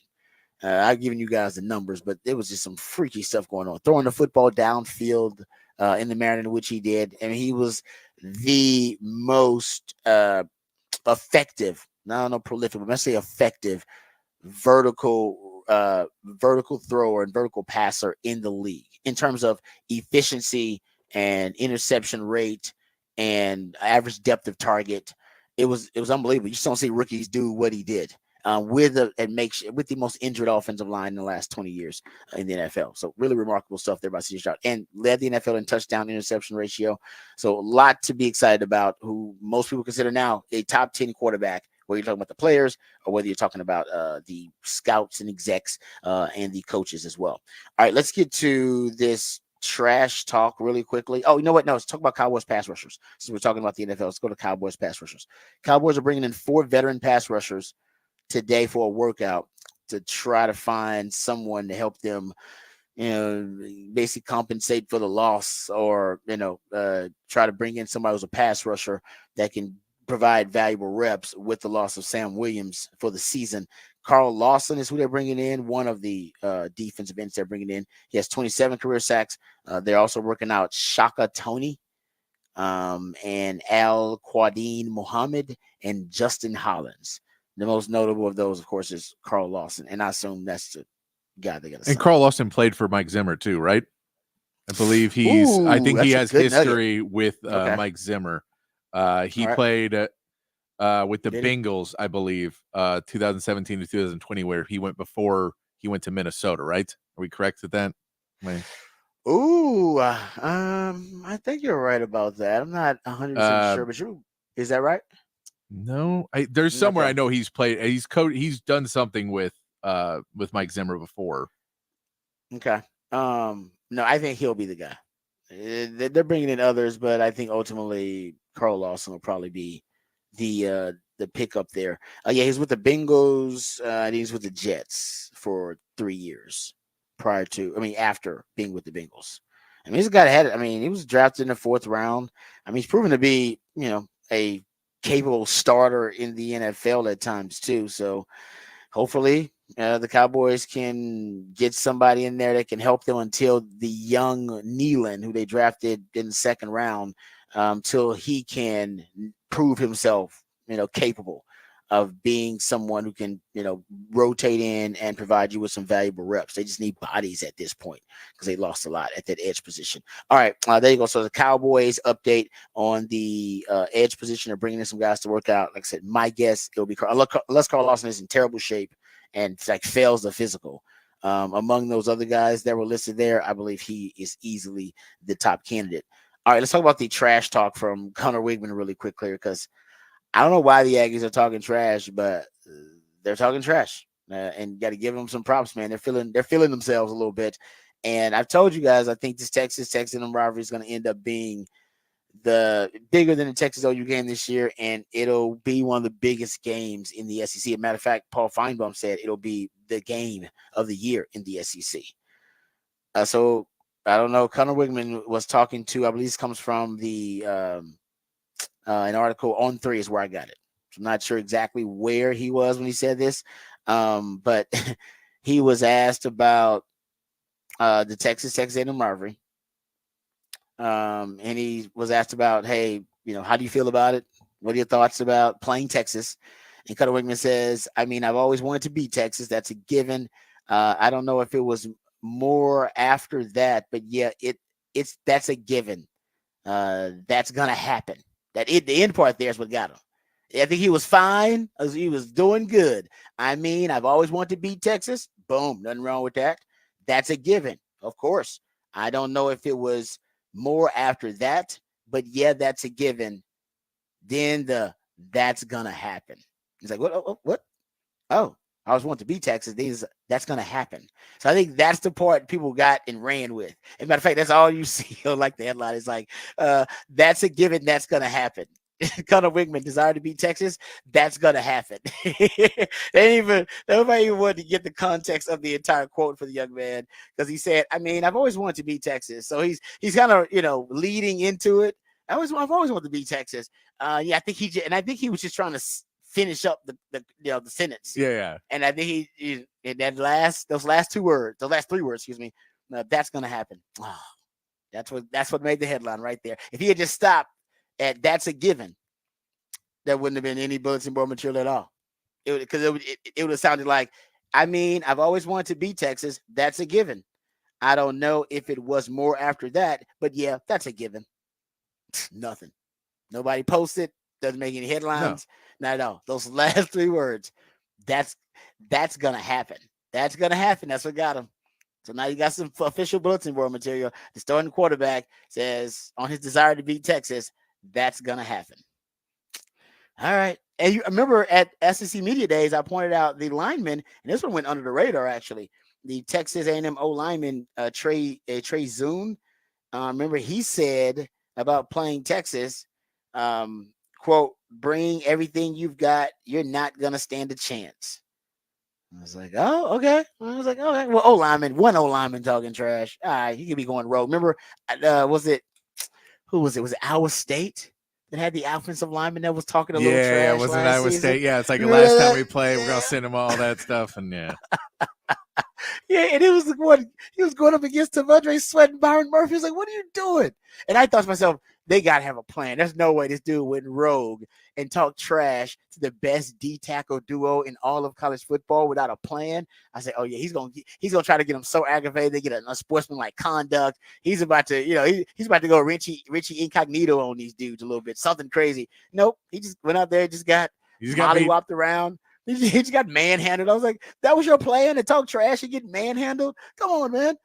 So I don't know. Maybe they got a plan. I don't think that Connor Wigman meant to do that though. I think the lineman did. The lineman went rogue. He meant to say that. He said, "Bring everything you've got. You're not going to stand a chance." Connor Wigman, I believe, was just trying to wrap up the statement and then said those 3 words. Probably didn't think anything of it, and then later on was like, "That's gonna. Oh, I guess it does sound like I said." Beating Texas, and that's gonna happen. Like a guarantee. So there you go. No. Bulletin board material already. Yeah. Those are the ones when you do and you're saying everything. You're like, of course I want to do it, and you see the smiles, and you're like, all right, I'm feeling it. Yeah, it's just friends talking. Yeah. That's you got too comfortable, right? You got too comfortable. Too comfortable. Yeah. Yeah, we'll see. I mean, but for the Aggies, I mean, they're being asked a lot about that. That environment's going to be rocking. That will be the wild. And Texas goes on the road to play Michigan. They got to go to Arkansas. We know Texas OU is always a crazy, unique atmosphere. There won't be anything like when they go to Aggie Land. It's going to easily be the most hostile, wildest, most raucous environment that Texas will play in next season. And at least they'll be battle tested for it. Like I said, because Michigan, that'll be a really, really intimidating environment itself. Yeah. And thank God that's not at nighttime though, right? The Michigan game's not at night. No, big noon kickoff. Yeah, so thank you. Ain't got in Arkansas as well. You ain't got Arkansas at night. Texas OU, you got that, and earlier. You don't have that at night. I don't think it's at the 11 a.m. Right? We're at 2:30 now for that kickoff. If I'm not mistaken. For which one? Texas OU. We're later for Texas OU. Yes, it's 2:30 for Texas OU. Yeah, so we're later this year, but still, you're not nighttime. That Texas A&M game gonna be at night. No, yeah, the Arkansas game being 11 is very nice. That's day exactly. So you got a little bit of there's some, I think, optimism for Longhorn fans, even though you got to go into those very intimidating environments. You do it in a very, I would say kind of, I think you do it in best possible scenario when you go in there earlier rather than going into a night game. That Texas A&M game, that's going to be prime time at night, and Aggie's going to be foaming at the mouth. It'll be a religious experience for them. It really will be. It's trying to exercise them demons. All right, so there you go. A little trash talk going on between Texas and, well, not between them. On part of Texas A&M on their side, they're talking a little bit of trash. All right, we come back. We'll get into some NFL discussion. I want to talk about sacks in the NFL and the Texans. The Texans actually did something unique. We brought this up yesterday, but then Patrick brought up Will Anderson and his ascent. Because the Texans actually have one of the best pass rushes in the NFL next season. Very possible. We'll explore that possibility. We'll also talk some more NFL news, notes, and nuggets on the other side. All that and more right here on the Rodcast, featuring Patrick Davis. I'm Lifetime Longhorn. Rod Davis coming back on the horn.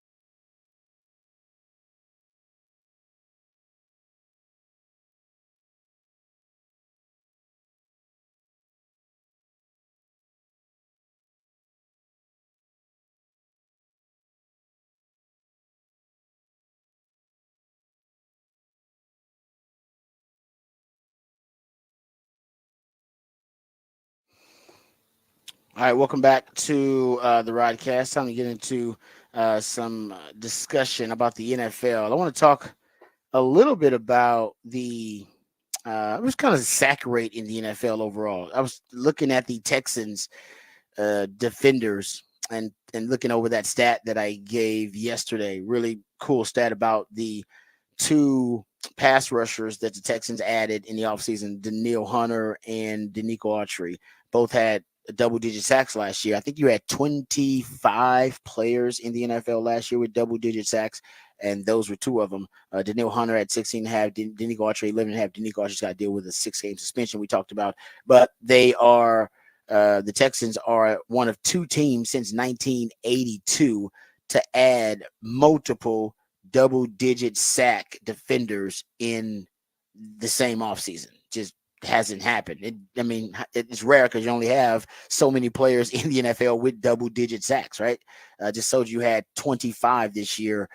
This past season, what are the odds of some team adding two of them? You might have two, and you might have one and add another one and get two, but then to add two of those, and potentially Will Anderson was really, really close to having 10 sacks himself.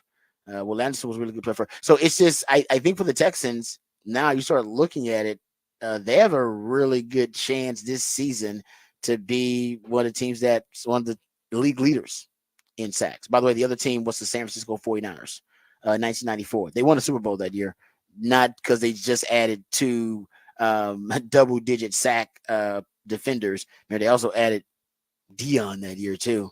They added a lot.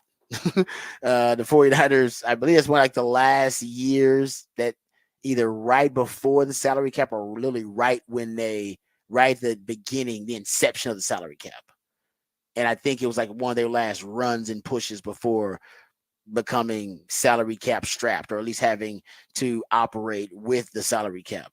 So they went all in. Of course, we know how that goes. They won a Super Bowl. So not saying the Texans are going to win a Super Bowl, but the Texans have got a really good chance to be one of the league leaders in sacks.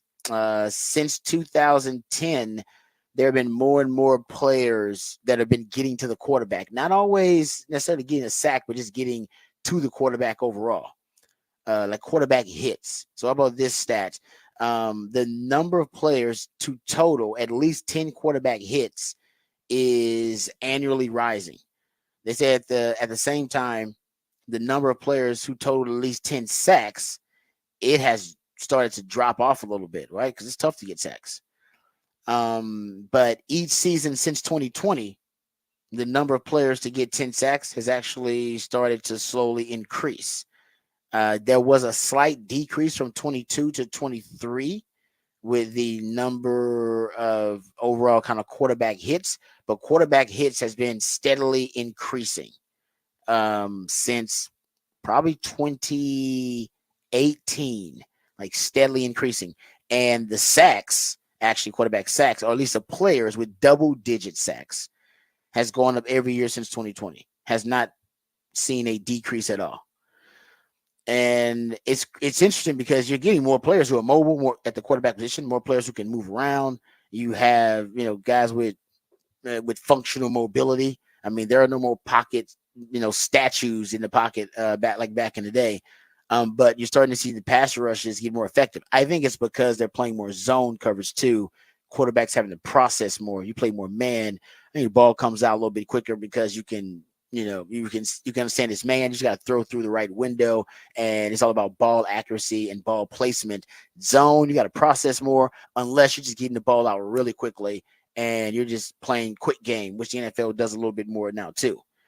Now, if you go look at Will Anderson, had 7 sacks last season. It was 7 sacks. He had 22 quarterback hits, but he had 7 sacks. But with the 22 quarterback hits, you can argue, 4 or 5 of those, you get there a little bit quicker. And this year, you do that, you probably should be closer to getting, double-digit sacks this year. So I expect for him to get double-digit sacks. I do think now Danico Autry, there's no way he's going to get double-digit sacks now, missing 6 games. Daniil Hunter is one of those guys that are going to be expected for the Texans to get double-digit sacks. And like I said, last year, only 25 players were able to achieve that. I think the Texans will have 2 players. Hell, and it was possible they could have come close to having 3 if Danico Archery wasn't dealing with the injury. But they'll definitely have 2. I think Will Anderson will definitely get into that category. Last season, he had 17 pressures and 11 quarterback hits within 2.5 seconds of the snap. Those 11 hits tied for 6th. So he's getting there quicker. I think you'll have more quarterback hits within that 2.5 second frame, and that's when most of your sacks are going to happen. And after that, it's just effort plays, and the quarterback has a long time to get rid of the football or find someone deeper into his progression. But if you look at it, Will Anderson projects next year to be a guy that gets you 10 sacks, at least 10 sacks, double-digit sacks. Danielle Hunter goes without saying. That guy, he's already considered one of the perennial pass rushers in the league, that he's going to get you double-digit sacks. So I hate that you lose Danico Archery for those 6 games, because I do think, and not that he was going to, I don't know if there's enough sacks to go around for him to get double-digit too. I don't know when the last time a team had 3 players get double-digit sacks. Not saying that's likely to happen, but just saying in terms of you leading the NFL in sacks, I think it was realistic if you would have had Danico Archery healthy. I don't know how realistic it is now. I still think it's something that the Texans could strive for, to be one of the league leaders in sacks, because they'll have enough elite pass rushers with Will Anderson and obviously with Danielle Hunter. And I think they're gonna blitz a little bit more too and scheme up more pressure than they did last season, because now I think they have some DBs that they trust a little bit more. Bringing Derek Stingley playing the way that he is, I think he could be one of those defenders that takes a huge leap this year. They had him shadowing guys last season. That means, they may have him playing a lot more man-to-man, maybe zone up the rest of the defense. But I think they're going to have, last year, I think they were middle of the pack in sacks. I mean, they had 46 sacks last season. Baltimore led the NFL with 60. And the Texans were outside the top 12. The rest were tied with the Cowboys in sacks. Cowboys had 46 too. If you go look at in the 2023 regular season, but that is something I think a lot of teams are valuing pressures now over sacks, because they believe pressure can force turnovers, can discombobulate quarterbacks, and you can have some of the same results or similar results as to what you get when someone actually gets home and forces a negative play. The analytics would tell you that a sack is, other than a turnover, nothing is more disruptive to a drive than a sack. The only thing worse on an offensive possession than a turnover is a sack. And there's even some numbers that say that sacks are worse than turnovers. In terms of offensive efficiency and production, because sometimes a turnover can just be like a punt, right? You just get rid of the football and throw it away. And talk about the sacks and losing yardage and the hidden yardage in it. So my point is, in terms of disrupting a drive, that's why sack avoidance becomes such a big stat, right? Which quarterbacks have the ability to avoid sacks. And this past season, at least for the last, maybe from 2018 to 2022, you saw the league sack rate average out to about 6.4% sack rate. And I think it bottomed out like in 2020 at like 5.9. But like I said, sack rates have continued to increase, or at least the number of players who are getting double-digit sacks has increased. And the sack rate increased by 0.31 percentage points in 2021, by 0.46 percentage points in 2022. And basically in 2023, that was also tracking to be a 0.3 percentage point increase. And that hasn't happened. 3 straight years. It would mark 3 straight years of sack rate going up by at least 0.3%. That hadn't happened since 1982, when I believe, right around time started keeping up with sacks. That hadn't happened in a real long time. So it's weird to keep up with that trend in the NFL, that sack rates are indeed increasing. They're going up. Quarterbacks are more athletic and more mobile than they've ever been. And I think this is part of the new analytical kind of hypothesis or theory, is that the mobile quarterbacks actually are running into some of the sacks.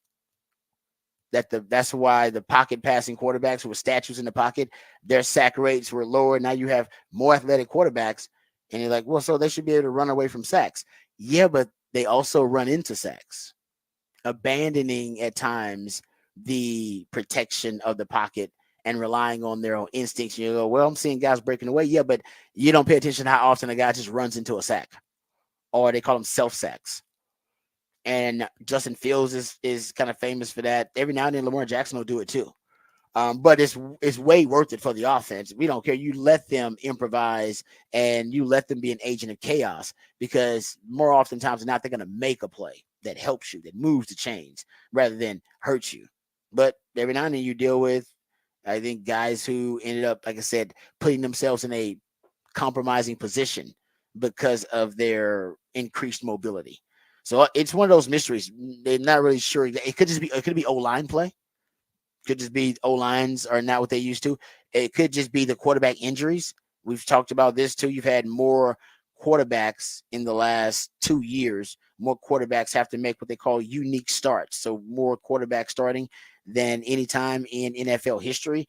And that could be the reason too. You got backup quarterbacks who are not as proficient at, working in the pocket, at maneuvering in the pocket, or even avoiding sacks.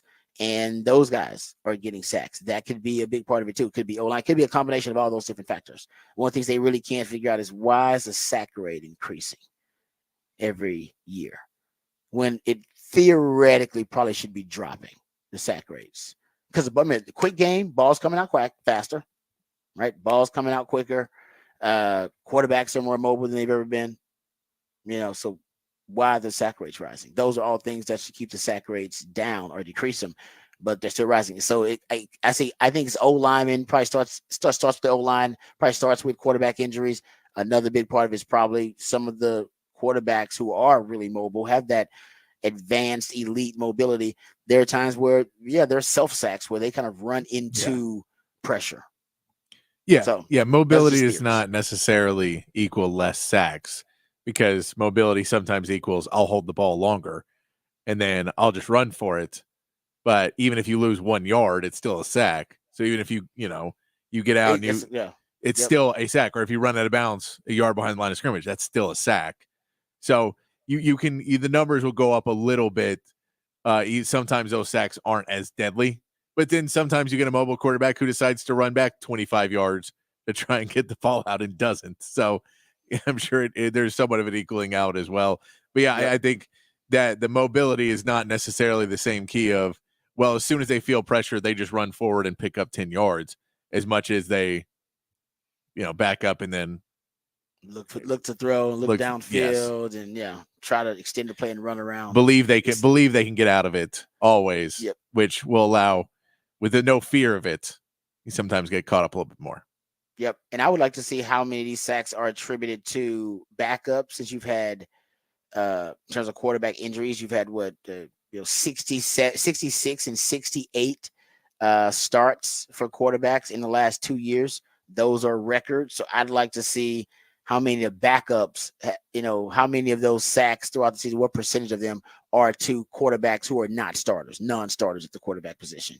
And then I'd like to see how many of those sacks are considered self-sacks, and then how many are attributed to the O-line. So I'm sure if you went deep into the data science, you probably could come up with a better alternative theory as to what's going on with the sack rate. But it's one of the trends to be paying attention to this upcoming season. That's why, like I said, going back to initially, sack avoidance. You're going to hear it a lot talking about Quinn. You're going to hear a lot talking about all quarterbacks. It is the new buzzword among scouts, sack avoidance. Because if you're really good at it, and they believe it's sticky meaning it's something that translates from college to the NFL. It's a sticky stat. Pressure to sack numbers, sack to pressure numbers. Some throw it out there a little bit differently, but basically it's all trying to quantify sack avoidance, which there's not a stat really that quantifies it just yet. It's still more of an eye test thing, but there are different stat metrics that you can use to give you a better idea if a player handles pressure really well. And for Quinn, they're undecided. He's got one good year handling pressure, and one it's kind of average to below average year handling pressure.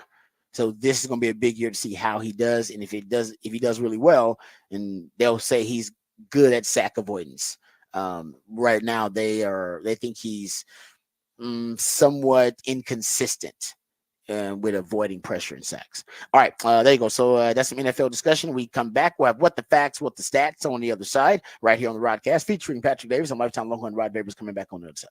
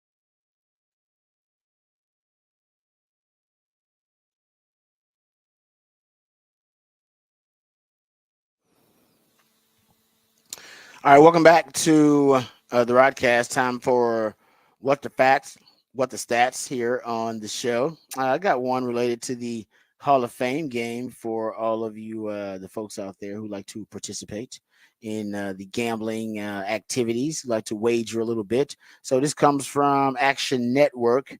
Says the Hall of Fame game total is set at 32. This is via BetMGM. Um, that's higher, it says, than two regular season games from last year.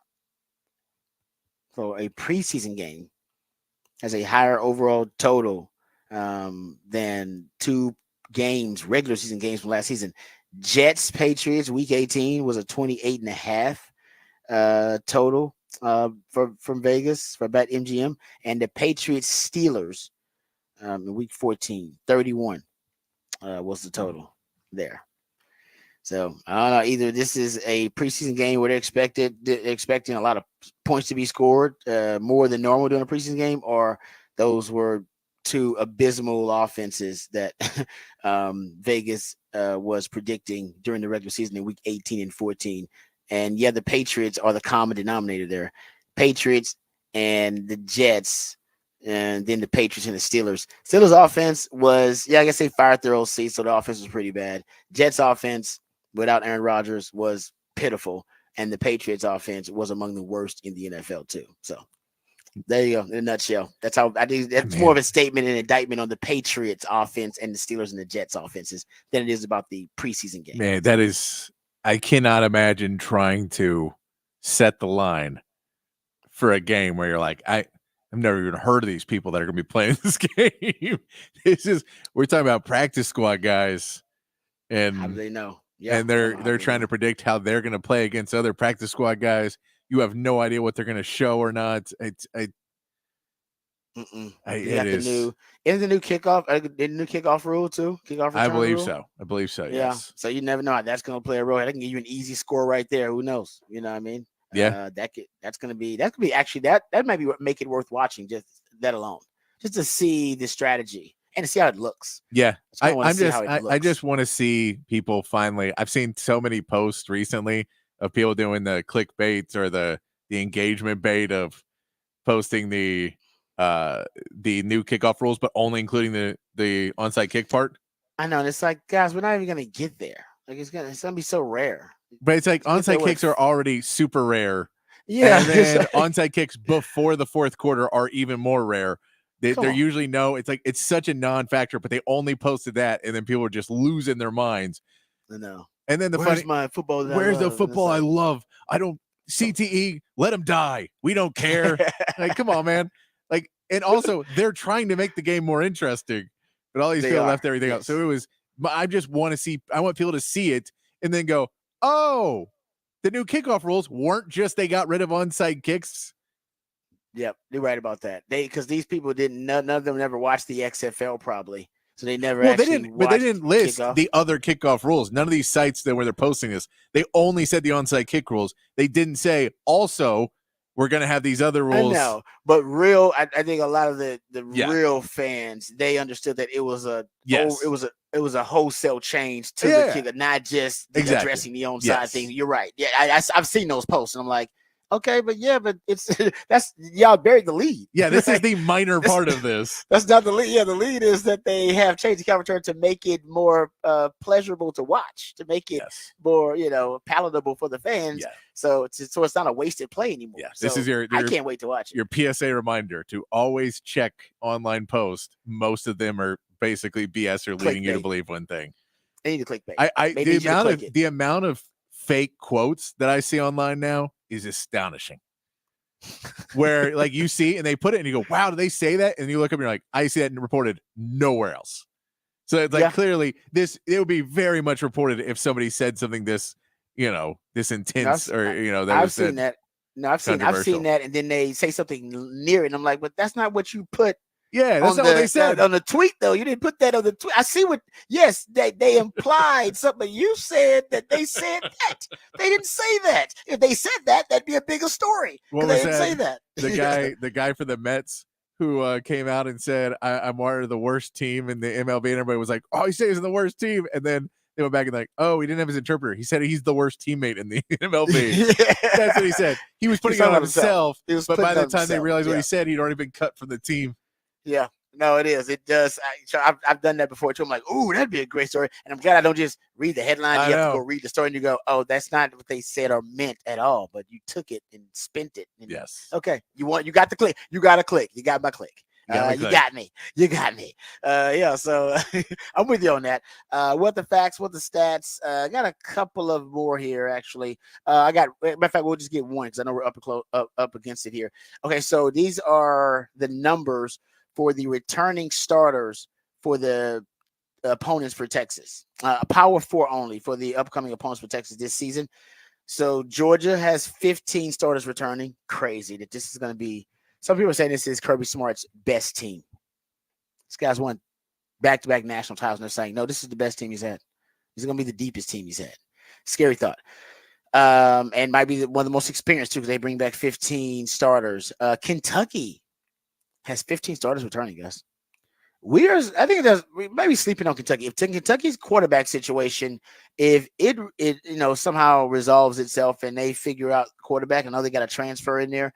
If he's the real deal, Kentucky might be a bit of a problem, considering where they are sandwiched in the Texas schedule.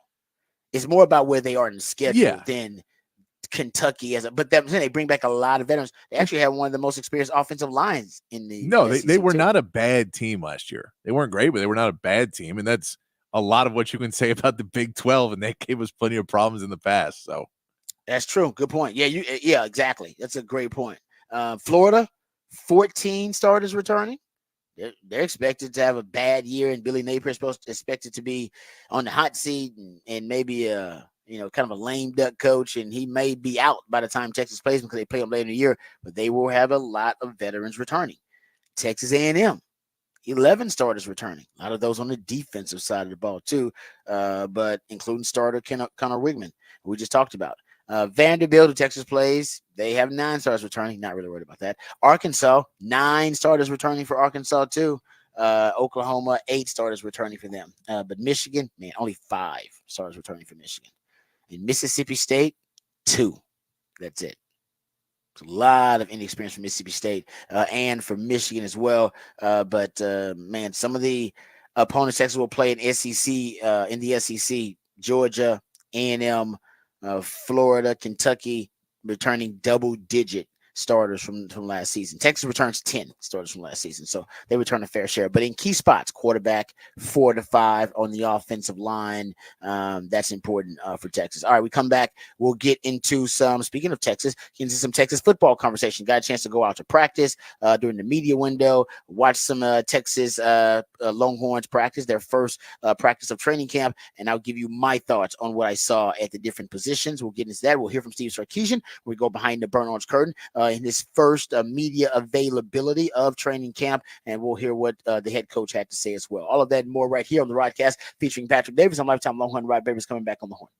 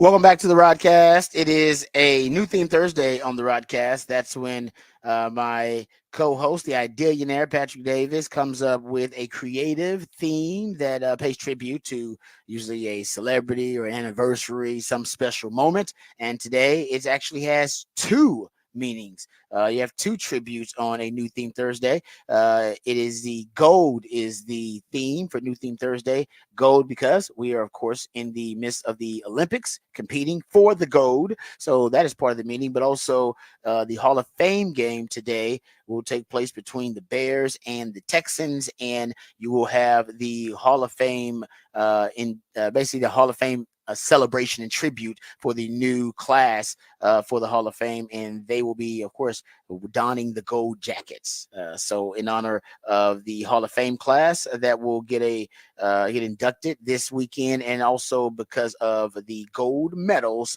that we're hoping to win at the Olympics, the theme is gold for New Theme Thursday. So we appreciate Patrick always being creative with that. He also is creative with the topic for the Big Fat Poll of the day. Patrick, let the folks know what the topic is for the Big Fat Poll of the day. Big Fat Poll of the day today. Which wide receiver will lead Texas in receiving touchdowns this season? Looking at the poll on X, you can join us at the Horn ATX or text us in 512-447-3776. Right now, Isaiah Bond in the lead with 46% of the vote. Jonte Cook coming in second with 31%. Silas Bolden at 14% in third, and Ryan Wingo at 8% coming in fourth. Yeah, the thing about Isaiah Bond is I know he's got the straightaway speed, but for those who are thinking he is just going to be able to, replace the production of a guy like Xavier Worthy just because they both have that elite speed trait, man, Xavier Worthy also had really elite change of direction. And not only was he great at acceleration, of course, I mean, he set the record for the 40-yard dash at the combine, but his deceleration was pretty damn good too. Being able to slow down after going 60 miles per hour and able to slow down to a stop and be able to accelerate and decelerate. Bond doesn't do that as well. Once Bond gets going straight ahead, straight line speed, it is elite. You can tell. I mean, he can go, he can burn, but he doesn't get in and out of his breaks as well as Xavier Worthy, and he's not the route runner that Xavier Worthy was either. So he doesn't, I'm not sure he uses his speed as well as X-Man does on the football field. He's still going to be really, dangerous, and I think going to be a guy that can take the top off of defense. But his route running, he isn't as, in my opinion, tough to cover. Like I look at guys like, can I cover this guy? Xavier Worthy is a tough cover. He really is. It is tough to defend that dude. Isaiah Bond's a little easier to cover because I don't have to worry about him losing me getting in and out of his breaks and sitting down because he doesn't accelerate. He doesn't decelerate as fast, and he doesn't accelerate out of his breaks as fast. But once he gets going, now once it's 15 yards in, you better turn your hips and you better be going because he can take the top off of defense, but that's just straight ahead speed. I can deal with straight ahead speed. I can cut off your angle.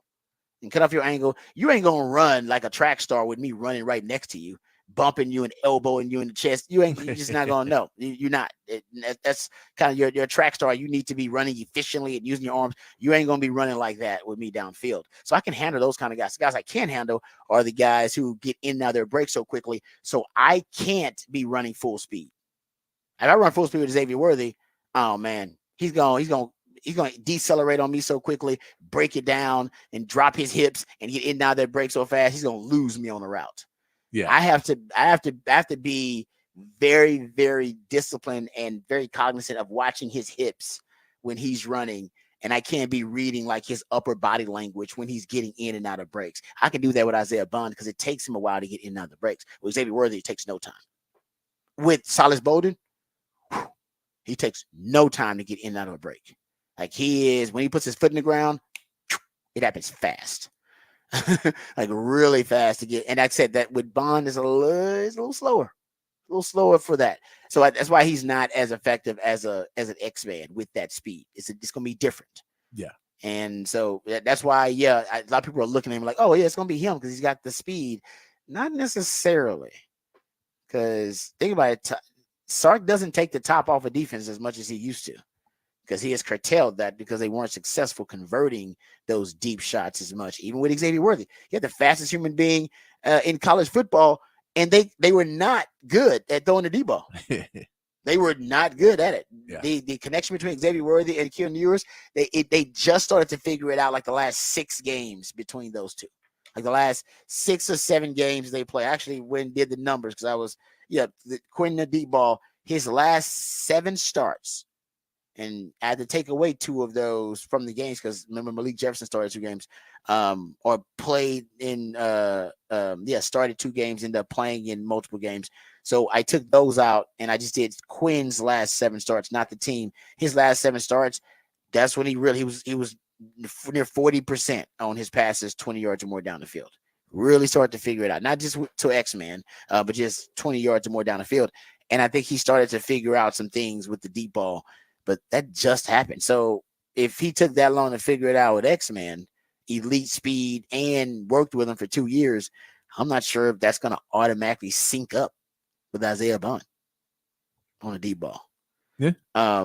So that for those who are just, it's going to be Isaiah Bond, it's like, I don't know. I don't know if it would automatically be him unless they plan on going vertical downfield a lot. And I'm not sure they're doing that. Well, also, X-Man didn't lead in touchdowns last year. No, that was A.D. Mitchell. Yeah. So, yep. Did you see any of I know there's been a lot of plays of Xavier Worthy making big catches in Chiefs camp. Did you happen to see the one where they bumped him at the line of scrimmage the other day? Yes. Yeah. Like a rag doll. They bumped him into the linebacker and it didn't go well. Yep. I saw that. Yep. Yeah. And that, you know what? X-Man's going to have to deal with that. Oh, no. He's going to deal with that. Because if they play him at X, no pun intended, he'll be on the line of scrimmage. Yeah. So DBs can get their hands on him. And he's 165 pounds, maybe. So it. Yep. No, that was going to be a lot of that. But there, I think, that's you put him in practice, you get him, you start teaching him how to deal with that a little bit more. But yeah, that was one of those ones you sat and go, well, they're not going to take it easy on him. Still treat him like a rookie. I know, but I think that's good for him. He needs to, because I think if I was a defensive coordinator, if I see him on the line of scrimmage, like, we got to try to bump this dude. We cannot give him a free release off the line of scrimmage. And that's why Sark would put him in motion a lot, move him around. But he played X a lot. X is basically what he owned the line of scrimmage as a receiver. He played X a lot. I mean, he played on the line of scrimmage. He is better at getting off press based on yards per route run than A.D. Mitchell. And it makes sense to me because I would have a tougher time pressing Xavier Worthy. Once I get my hands on him, I can eliminate him. But the challenge is getting my hands on him because of his short area quickness. A.D. Mitchell's a bigger target, so I can get my hands on A.D. Mitchell because I got more surface area to work with. With X-Man, he ain't got a lot to work with. He's got tiny arms. He's small and slender and slight. Hell, man, you miss, or he just, one, and then you miss on him, and he goes up. He gets a free release. It could be a bad track meet for you. Be a track meet that you lose. All right, so there you go. That's the question for the Big Fat Poll today. My man Patrick always hooking us up there, so we appreciate that. All right, we'll get back to some Texas football conversation. I'll tell you what I saw out at the practice yesterday. Then we'll get into some of the Sarkisian audio. He actually spoke to the media for the Texas Longhorns' first practice of training camp. He spoke to the media right after that, so we'll play as much of that sound as we can get to. If not, then we'll finish it up in the Behind the Burnt Orange Curtain segment coming up next. But first, let's get updated, let's get educated, let's get informed on all the top stories of the day with Patrick Davis and the Horn Headlines. All right, your Horn Headlines brought to you by Top Gun Rentals and Lawn Equipment. In the MLB, the Astros salvaged a game against the Pirates with a 5-4 win last night. Framber Valdez gets his 10th win of the season, settling down after allowing 4 runs in the second to pitch 6 innings with 10 strikeouts. Mauricio Dubon got a pinch hit 2-run go-ahead homer in the 6th, and the bullpen was able to keep the lead. So with the Mariners' loss yesterday, the Astros jump back in the lead in the AL West with a day off today before a series with the Rays starts tomorrow. And the Rangers had trouble again yesterday as they lost to the Cardinals 10-1. Andrew Heaney took his 11th loss of the season, allowing 6 runs and 4 1/3 innings, only getting 1 run in support. Marcus Semien did get 2 hits in the game and the lone Rangers RBI, but it wasn't enough as they dropped the series to the Cards 2-1. They now get a day off before facing the Red Sox on Friday. And Team USA got another solid win with a 103-86 victory over South Sudan yesterday. Bam Adebayo proved to be the spark off the bench, shooting 8 for 10 and leading USA with 18 points and 7 rebounds. Kevin Durant had another good game, adding 14 points, and the hot shooting continued for the U.S., hitting 53% from the field and 43% from 3 in the game. Royal Ivy's South Sudan team put up a solid fight, outscoring USA by 2 in the second half. They could not string together a long enough rally to make up for the slow start. Team USA has already qualified for the quarterfinals now and waits to take on a Puerto Rico team on Saturday. And looking at the medal count, USA still leading the overall at 31, in 5th place right now with 6 behind China's 11, France's 8, Japan's 8, and Australia's 7. But they do lead in silvers with 13 and bronze with 12. And that is your Horn Headlines.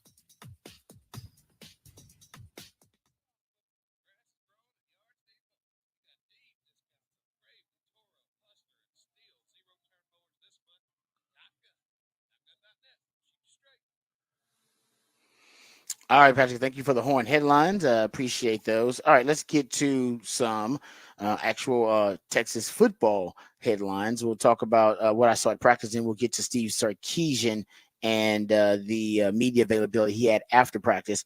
So on the offensive side of the ball, I know everybody wants to know about wide receiver, and that's probably the biggest headline, or at least probably the most compelling one for Texas football fans. The first team, or at least the receivers that came out working with the first team, you had Jonte Cook, DeAndre Moore, and Isaiah Bond. I will say, Jerry Hamilton let me know that DeAndre Moore was the first one out there. Of the skill position guys and the actual players, he was the first one out there. The specialists, now they on their own schedule. So punters and long snappers, they're always on their own schedule doing their own thing. But of the actual skill players or the linemen, he was the first one out there, DeAndre Moore. So coaches like his consistency. That shows you a guy that's dedicated, and probably he's probably always consistently that guy that's out there early, even before he became now one of the guys working with the first team or a starter, probably has been that, or he learned it from a veteran like a Jay Witt or somebody like that. Like, hey man, make sure you get your mind right. You want to come out here early. It makes an impression on the coaches. Coaches like that, shows your maturity as a player.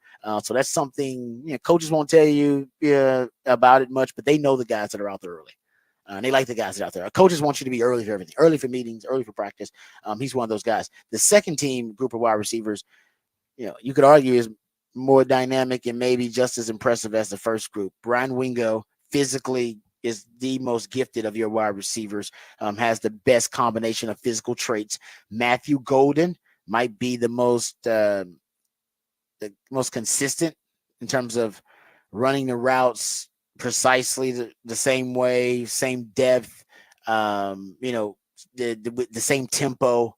Quarterbacks like that because they know exactly where you're going to be. Some guys, they run routes differently based on how they're feeling that day. That's not timing of getting in and out of the stem that you run as a receiver. You want everything to be consistent every day and to continue to get more consistent. That way the quarterback, he knows exactly where to deliver the football. He knows where you're going to be on this given play with this route combination. And I think Matthew Golden is that kind of guy. And that's, like I said, and that again, that means Quinn's going to like him because Quinn's going to trust in him that he'll be where he's supposed to be. Silas Bowden is really interesting because first look, you see Silas Bowden, and I've met him in person, and I said at the time I met him in person, he's small. He's small. Y'all think Xavier Worthy was small? He is smaller than Xavier Worthy. Like, really diminutive compared to the other players out there. So when you see him initially, you're kind of taken aback. You're kind of shocked. Like, I don't know how this is going to work out, especially at the SEC level. And then you watch him, and I'll admit he passes the eye test. And I've watched him on film, but I thought to myself, okay, he's doing that, and that's nothing against it. But the SEC, for even Texas, is a level up in competition. For everybody involved, it's a level up in competition. And I wonder, him coming from Oregon State, it'd be an even more of a transition for him. But man, he, like I said, passes the eye test. He has a uncanny ability as a small guy to win contested catches. Small guys usually don't win contested catches, and he does. He won in one-on-one. That was a great play by DB. Got his hands on the football on a crossing route. He didn't give up on the play. Still came down with it. That was a deep ball. You guys have probably seen it now. It's made its way, made the rounds on social media. In one-on-ones, runs a deep route against Taft. I think he was supposed to be in the slot. Is what they were simulating there in the one-on-one. And the throw, it was really a marvelous throw, just over the outside shoulder, the place it was supposed to be. But his adjustment to the football as a small guy, usually you don't see small guys with a catch radius like that and be able to adjust their body the way he does. And it aligned with the film. Like it tracked with the film that I watched. He plays much bigger than he is, and he passes the eye test. And so now you get it. If you're looking at him and going, man, he don't look like the rest of the athletes out there, and he doesn't look like he's a guy that can play at the highest levels, the most physical levels of college football. Yeah, he can. Yeah. And not only that, makes wild plays. Like WOW, wild plays. Like, oh. As a matter of fact, you could make the argument that while we were out there, made as many, if not more, wild plays than anybody else. And they did punt return when he was out there, and he looks like an ideal punt returner. Fast feet, great short area quickness, change of direction, solid hands so he can catch. He's going to be the punt returner. They had other guys back there, Matthew Golden back there. They had some other guys, but it'll be Silas Bolden. So there you go, Silas Bolden. He's the real deal. I believe in him. I think he's going to play. So add him to the list of receivers who going to play. DeAndre Moore's going to play. He's working with the first team now. I can't see a precipitous drop off during the season where it's like DeAndre Moore doesn't end up playing when he's your first team starting group or with the first team starting group right now in training camp. Coaches trust him. So it looks like, and I can't see Matthew Golden not playing. I can't see Ryan Wingo not playing. How does that guy not see the field? That's six. I think your circle of trust right now looks like it could be 6 receivers. Somebody may drop off there. Somebody may drop out, during the season. They may prove to be just an off-season training camp, spring ball superstar, but doesn't translate to the games. It happens. I play with guys like that. And nothing wrong with that. It's okay. And then Sark learns, okay, I can't trust that guy in the games. That's okay. Maybe next year we can trust him in the games, but not this year. Can't trust him in the games. And then that number is down to 5. But I still think you'll have more in the circle of trust than you've ever had at the wide receiver position. So they're deep, man. They're deep, and it's an impressive group. It really is. Just like Patrick talked about the topic for the Big Fat Poll today. It's deep. We got first world problems galore at that position. Who gets target share? Who fills what role? Who's your red zone guy? Who's your third down guy? Who's your deep threat? First world problems galore. Also on offensive line. The first team offensive line, Kelvin Banks, Hayden Connor, Jake Majors, DJ Campbell, and Cam Williams. Cam Williams looks really good at that right tackle position. I mean, it looks like a guy that's going to play on Sundays if he can, kind of learn how to pick up twists and stunts and games they play up front. If that dude can learn how to pick it up, because it's a run blocker, he's a mauler. But if he learns how to start picking up twists and stunts and some of those really high-level pressure packages, yeah. I don't know if he's going to be a 1-year starter and then leave to the NFL, but he'll look like an NFL guy. Well, he has to look now, but then he'll have the skill set, a Sunday skill set, if you will. Second team offensive line, Trevor Gooseby, Cole Hudson, Connor Robertson, Nato Umeozulu, and Andre Kojo. Third team actually had Malik Ogbo, working at left tackle. And it was Connor Stroh, Daniel Cruz, who I really like that young man. It's the center, Jaden Chapman, and Brandon Baker. The young right tackle come in. He looks really good. Sark actually talked about him. We'll hear from Sark. Talked about him when he discussed players whose bodies are transforming along the right path that they envisioned for them. Getting quarterbacks look good. I mean, you expect Quinn to look comfortable. Arch is just thicker than you think. Arch is so much thicker than Quinn when you see them next to each other. It's kind of weird, but he's thicker. Like he's just built thick. It almost looks like he's got a grown man. Usually young players don't have a grown man body, and I guess he's been here now a year, but he looks really good. And Quinn looks bigger too. You can tell Quinn. And Quinn's not small. It's just that next to Arch, he looks like Arch is bigger. You realize oh man, Arch is a little thicker, and not necessarily just like much taller, but thicker. overall in terms of the frame. Running backs, they're deep at running back too. Those young guys look really good. Trey Wisner, guys. Trey Wisner's going to play. Trey Wisner is going to play. There ain't no doubt in my mind. I think, and Trey Wisner, I believe, is your starting gunner right now. I believe Trey Wisner may, but that may change too, just because they may use him more on offense. But I think he's going to take on kind of Keelan Robinson. I remember Keelan Robinson was your starting gunner last year, but also was thrown in there for boutique plays that Sark would create for him. And I think you'll get some of that with Trey Wisner this year. Gunner, and then kind of go down there for boutique plays. I believe they were trying to use like Jaden Blue at a gunner last year at times, like as a backup gunner. That won't be the case this year because that guy is going to be one of your workhorse running backs. Tight end. Oh, Amari Niblack is basically, he's just a big wide receiver. I mean, he really is. He, in one-on-ones, he looked just as fluid as any of the wideouts. He looked really good. And so I can see why Sark, you put him in there in 11 personnel, one back, one tight end, and he's your one tight end. And remember, Jeff Banks said you can almost put him out there at X. He's just a bigger X receiver for us. You can do it with him. And if they decide to put a linebacker on him, then you got a matchup advantage all day, every day, and twice on Sunday. If they put a corner on him, good. If they leave a corner on him, good. He deserves that. They put a nickel on a safety on him. That means you're going to have a matchup advantage somewhere else because that's a tight end, and you still got to cover 3 other wide receivers.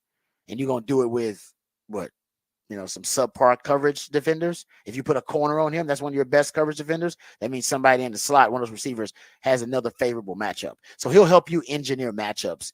But I like the tight end. The tight end room is underrated. I will say this about Gunnar Helm. I've been on Gunnar Helm about. I think he's going to be your most stable and consistent blocker. Can he win consistently in one-on-ones, like a one-on-one matchup that Sark, engineers for him? And he did good, literally in one-on-ones. I mean, he made several plays on Texas DBs.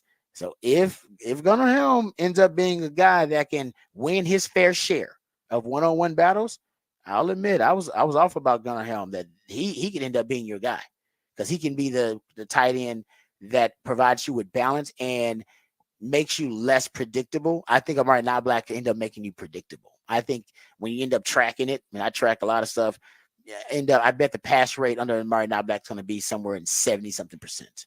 And then when you look back on it, goes, okay, so he goes out, and how often does he block? And I bet the times that he goes out on a route when he's out there will probably be like 80-something%. It'll make you too predictable. And then you'll have Gunnar Helm out there. He's balanced. He's probably at a 55% run rate when he's out there. He's probably, running a route 60% of the time when he's out there. It would force a defense to play a more discipline. With Amari Niblack, I got the feeling everybody knows you're going to throw the football when he's out there. And by the way, it's not a bad thing because he's really good at being a pass receiver. So he can still go out there and beat man-to-man coverage, but you lose the element of surprise, of unpredictability, potentially.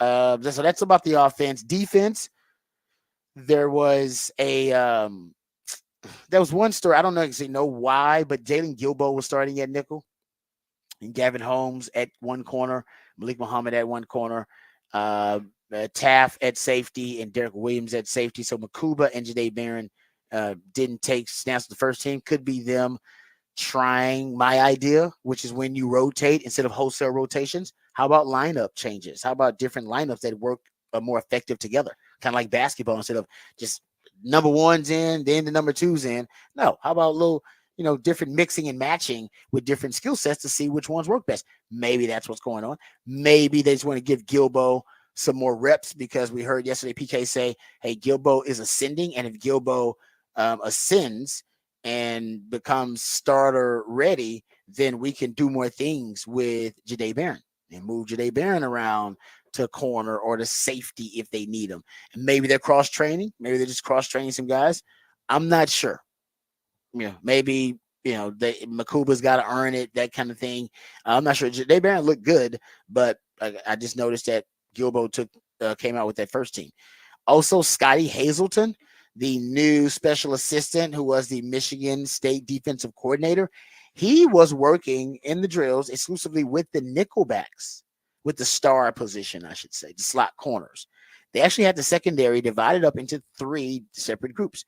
Terry Joseph coaching the cornerbacks, Blake Gideon coaching the safeties, and for the first time that I can remember, the star position, the nickel or the slot corner, working with their own separate coach, and it was Scotty Hazelton this time. So maybe they believe individualized coaching and attention can help them deal with some of their secondary issues. But that's I haven't heard of that. That's something new. That's definitely, and I want to say they weren't doing that last year either as much. I got to go check and ask some folks. Was that something that was common last season? I don't believe it was. So it might be something new there. Looking at the edges, man, the edges are just impressive. Like the body types, the frames, the arm length, the wingspan of this group. Baron Terrell looks like something out of a Marvel movie. I just had a double take at that dude when he passed by me. I was like, who is that? And I was like, oh, that's Baron Terrell. Like every year he gets a little bit more impressive physically. He really does. He looks the part. Let's say he's the leader in that room, and you can tell he sets the tone with how he works. But Ethan Burke and Colton Vosick and even Colin Simmons' body, the only two bodies that really don't look the part now in the defensive end room, in the edge room, is Trey Moore and maybe Justice Finkley. Justice Finkley's a little bit more stout and smaller. Those other guys, just as you can tell, they're coveting certain qualities and certain traits at the edge position: arm length, wingspan. They want guys that have a certain frame at that position, and that's becoming obvious. You can go look at the recruiting class and guys that they're bringing in. But Trey Moore, one of these things does not look like the other, and he doesn't look like the rest of the group, which to me says the coaches they were essentially willing to overlook what they coveted physically because they believe he's such a good player. They're like, nah, he's a dude. He's a dude. He's got that dog in him. I don't give a damn about his arm length. I don't care about his wingspan. He doesn't fit what we usually want in the measurables of an edge rusher, but who cares? He's a hell of a player. So to me, it's kind of an ultimate compliment to Trey Moore. That's how good he is because he doesn't fit. He doesn't look like he fits with that group, but he might be the best of that group. Says a lot there. What else on the defensive side I thought was intriguing? I think that's about it that stood out to me. You didn't get to see much from D tackles. Guys, they were in shorts. They were in what they call shells, helmets and pads. And what is it? What am I going to see from a D tackle? Ooh, he moved really good. I mean, they're not even hidden. There was no smacking of the pads. You won't. And the truth is, guys, I hate to tell it to you, you won't learn what you have at D tackle until you play Michigan. Those scrimmages, you ain't gonna learn nothing from them scrimmages. Sark knows that too. You ain't gonna learn much from them scrimmages, them going up against each other. You won't learn if that group is a liability, a weakness, or a strength until you play Michigan. And hopefully it ain't too late. Like it's like, oh no, this is not gonna work. So you won't know till then. And Sadir Mitchell, he doesn't like he at what they say he was at 350 something. He looks like he's still the same. It's like he's exactly what he was, 370 or whatever. He doesn't like he lost that much weight. I'll say that. All right, come back. We'll get into some of Sark sound on the other side. Steve Sarkisian spoke with the media. We'll hear from the head coach of the Longhorn football team coming back on the other side here when we go behind the burnt orange curtain. This is the Rodcast featuring Patrick Davis on Lifetime Longhorn. Rod Babers coming back on the horn.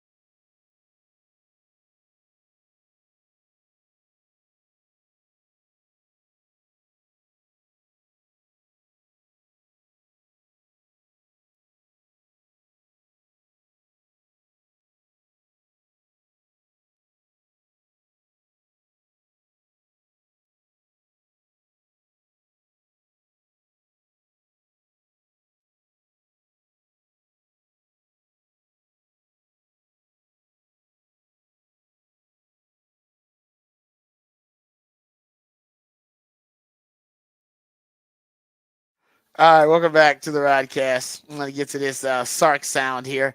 Okay, let's start off with the opening statement from Steve Sarkisian. He was really excited about the start of training camp for his team. So here's Sark talking about the mindset for his team, and they were out there in the heat. It was about 2:45 when they started practice, so they got out there in the heat. He also talked about that. Here's Steve Sarkisian. Alrighty. And it felt great to be back on the practice field. First of all, I thought that, especially early on, we had really good energy. And the guys came out with really good intent to work, and a lot of guys. I mean, we have a lot of guys to evaluate on this team. I've talked about it. I talked about it media days, just about the depth on our team, and sometimes you have to get back on the field with them to see them all out there and to watch special teams and to see so many guys running around that it's a real positive and quality of this team, the depth that we have, but it's definitely difficult on the fly on the field to evaluate. So looking at the tape is going to be critical. I think one thing about training camp now, this being our fourth one, with the heat and the reality of the heat, as I just got done telling the team, we have to embrace the heat that we have, and it needs to become our friend. It needs to become our ally.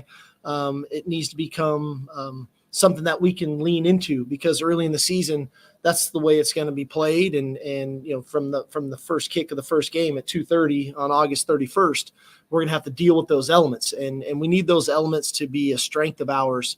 And so as we work ourselves through, especially this early portion of camp, we have to do better than just get acclimated to the heat. We have to embrace it and perform at a high level. So today was a good challenge for us that way. I did think there was a lot of guys that got a lot of reps. We two-spotted everything. And so, like I said, the film is going to be really important to evaluate.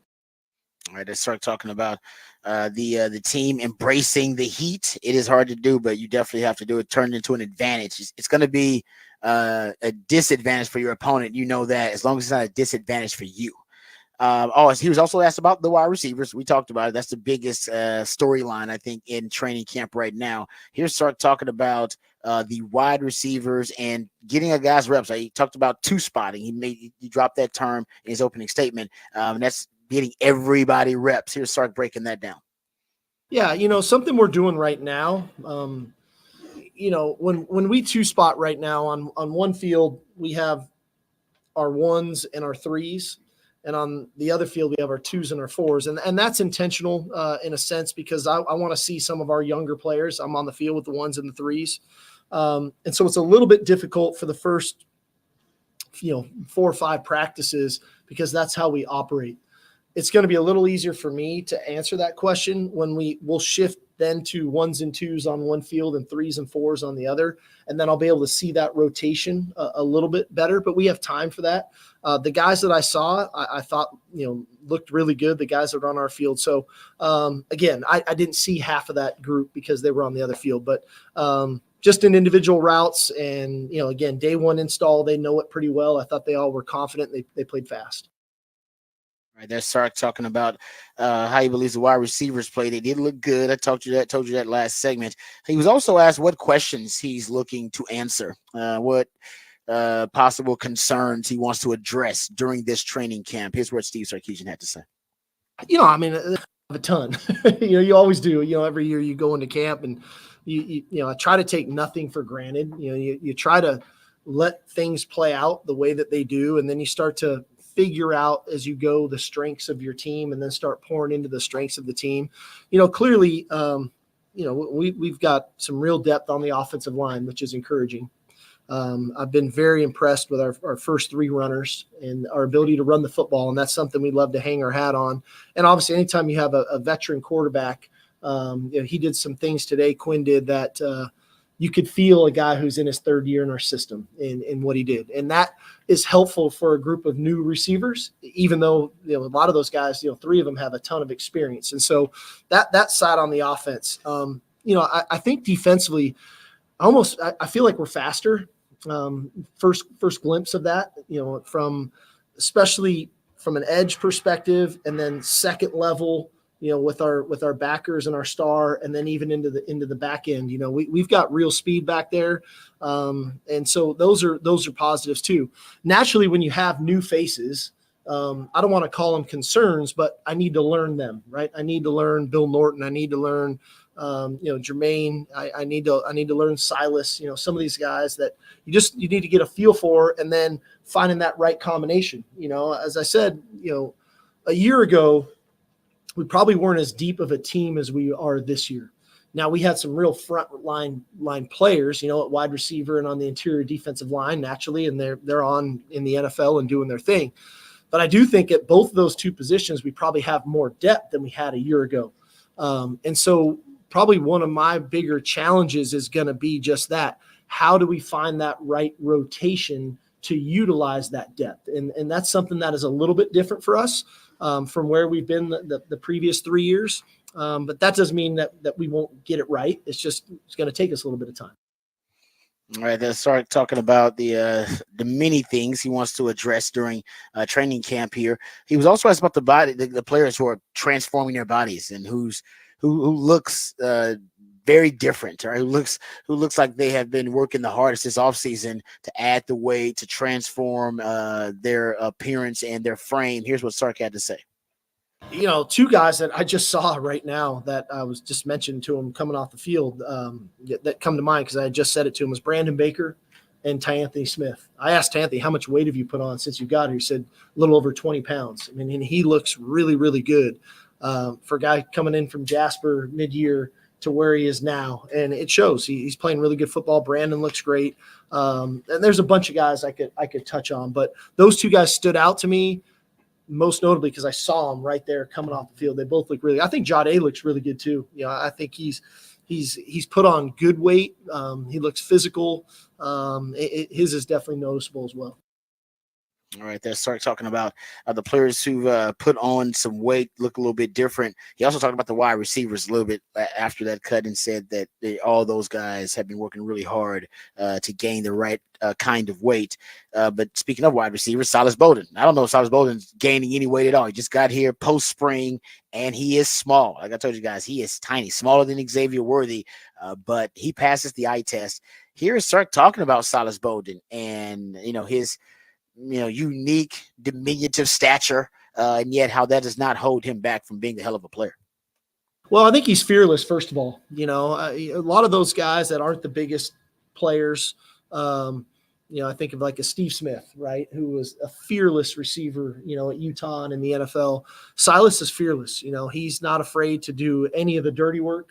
He runs all the route tree. He plays tough. He plays hard, but he also uses his strengths to his ability. He's got, he's cat quick. He's fast in the open field. He trusts his speed. He's elusive. But at the end of the day, he doesn't shy away from the contact. And I think that's the key ingredient for a guy that's not the biggest player. He's got to be brave. He's got to have courage. He's got to be fearless. And that's what he has. Yeah. And that fearlessness is crazy. It had to develop, right? If you're that small and you want to play a very dangerous game like football, then you got to have some testicular fortitude, right, to go out there every time. And that's, I pointed this out earlier. There's a great book called The Obstacle is the Way. And a lot of examples in sports, of course, when you're born with a physical obstacle, meaning you're really small, like a Silas Bowden, you have to refine and cultivate certain skills to help you overcome that impediment, right? And the impediment to action advances action is the belief, right? What stands in your way becomes the way for you. And those unique skills you acquire and that you cultivate and refine to be able to overcome that unique obstacle, they make you uniquely gifted. And then it turns into a strength. And then that separates you from everybody else, even though, yes, you started out, obviously, and you started out at a deficit, if you will, and you started out with dealing with a lot of adversity and having to overcome it, having to overcome that and overcoming it itself, that journey will make you a better player, athlete, whatever you have to overcome in whatever profession that you're in or whatever aspect of life.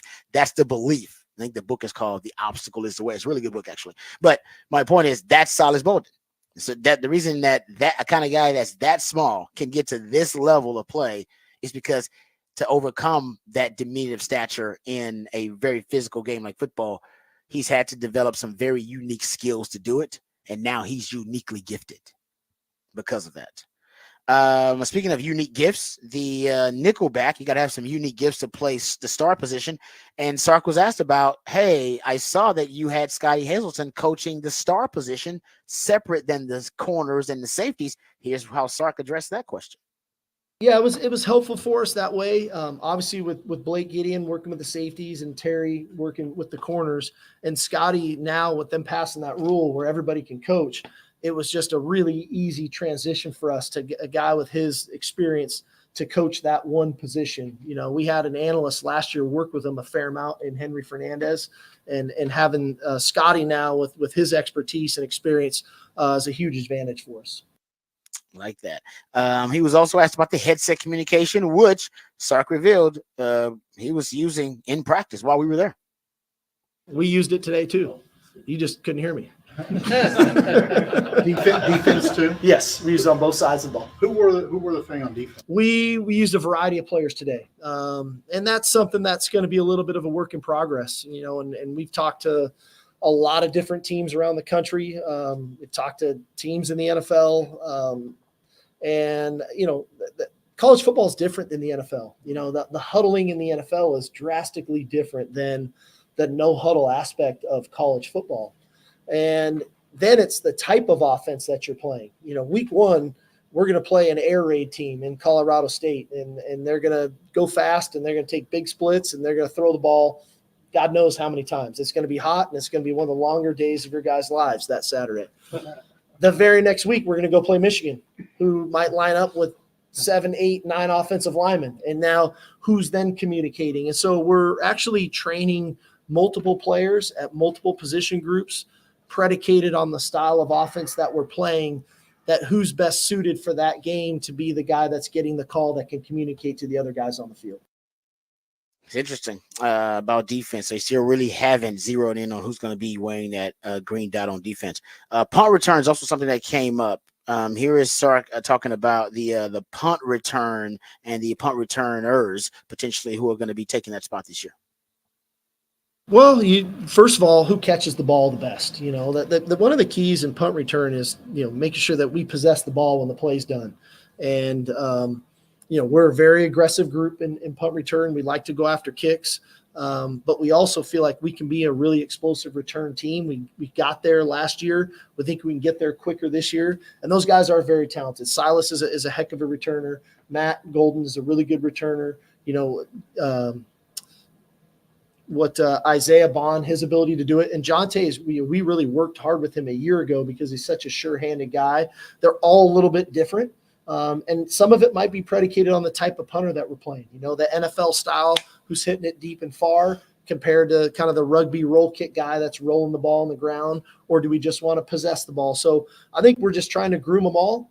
And then, okay, who do we feel most confident in and reliable in to do what we're asking to do in that game plan? All right, let's start talking about the punt return game. We got a couple other cuts of Sark talking about Johnny Nansen and his contributions. He was out there. I saw him coaching at every level. Usually you think he would just be coaching linebackers.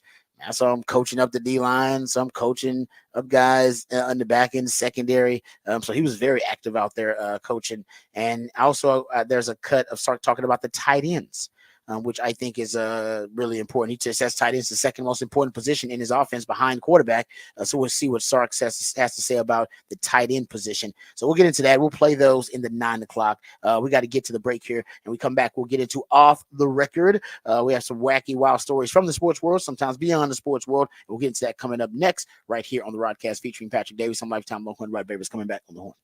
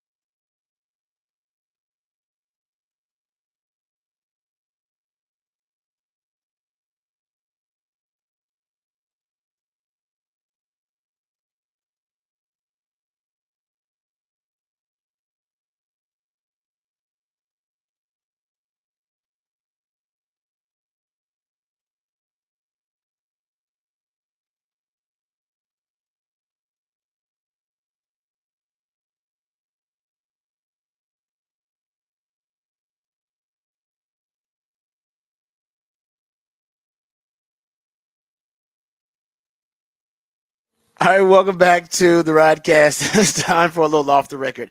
Shout out to my man CB. Always does a great job sending us great stories. Kind of the unofficial producer of the show, so he deserves a shout out. Ed Chris GB002000. Shout out to my man CB out there, even in the Pacific Northwest. He's still working hard, so we appreciate him. Yeah, because he's up early. Actually, my wife was just out there because she took the baby to Idaho for a little while. So wifey was out there hanging out on the Pacific Northwest as well. But anyway, CB sent us this.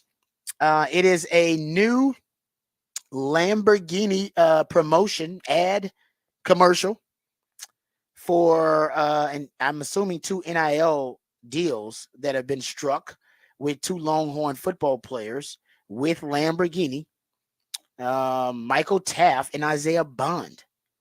The Lamborghini post on X says, congratulations to Isaiah Bond and Michael Taft on their selections to be Lamborghini Austin's promotional partners for the 2024 season. How do they choose the players? And another, by the way, I love that DBU, Michael Taft's getting it. Love that. That's awesome. Isaiah Bond, love these. How do they, because they seem kind of random. Don't they? Yeah, I mean, I wonder if they talk with the One Fund or whoever else, and they set up with who's got what already, and that's true. They might say, well, he's already, he's got Ferrari, and this guy's, you may say these guys are available. Local dealership over there. These are available car guys. You might be right about that. Yeah, no, but by the way, I'm not dissing them. I think it's great, but I just wonder what's the pitch was like. We want this. Are they picking guys like, I want this guy, I want that guy, or is the university saying no, these are the 2 guys we want these 2 guys to be? I don't know if they say also we want guys who can easily get in and out of Lamborghinis. Yeah, no, didn't was it Jake?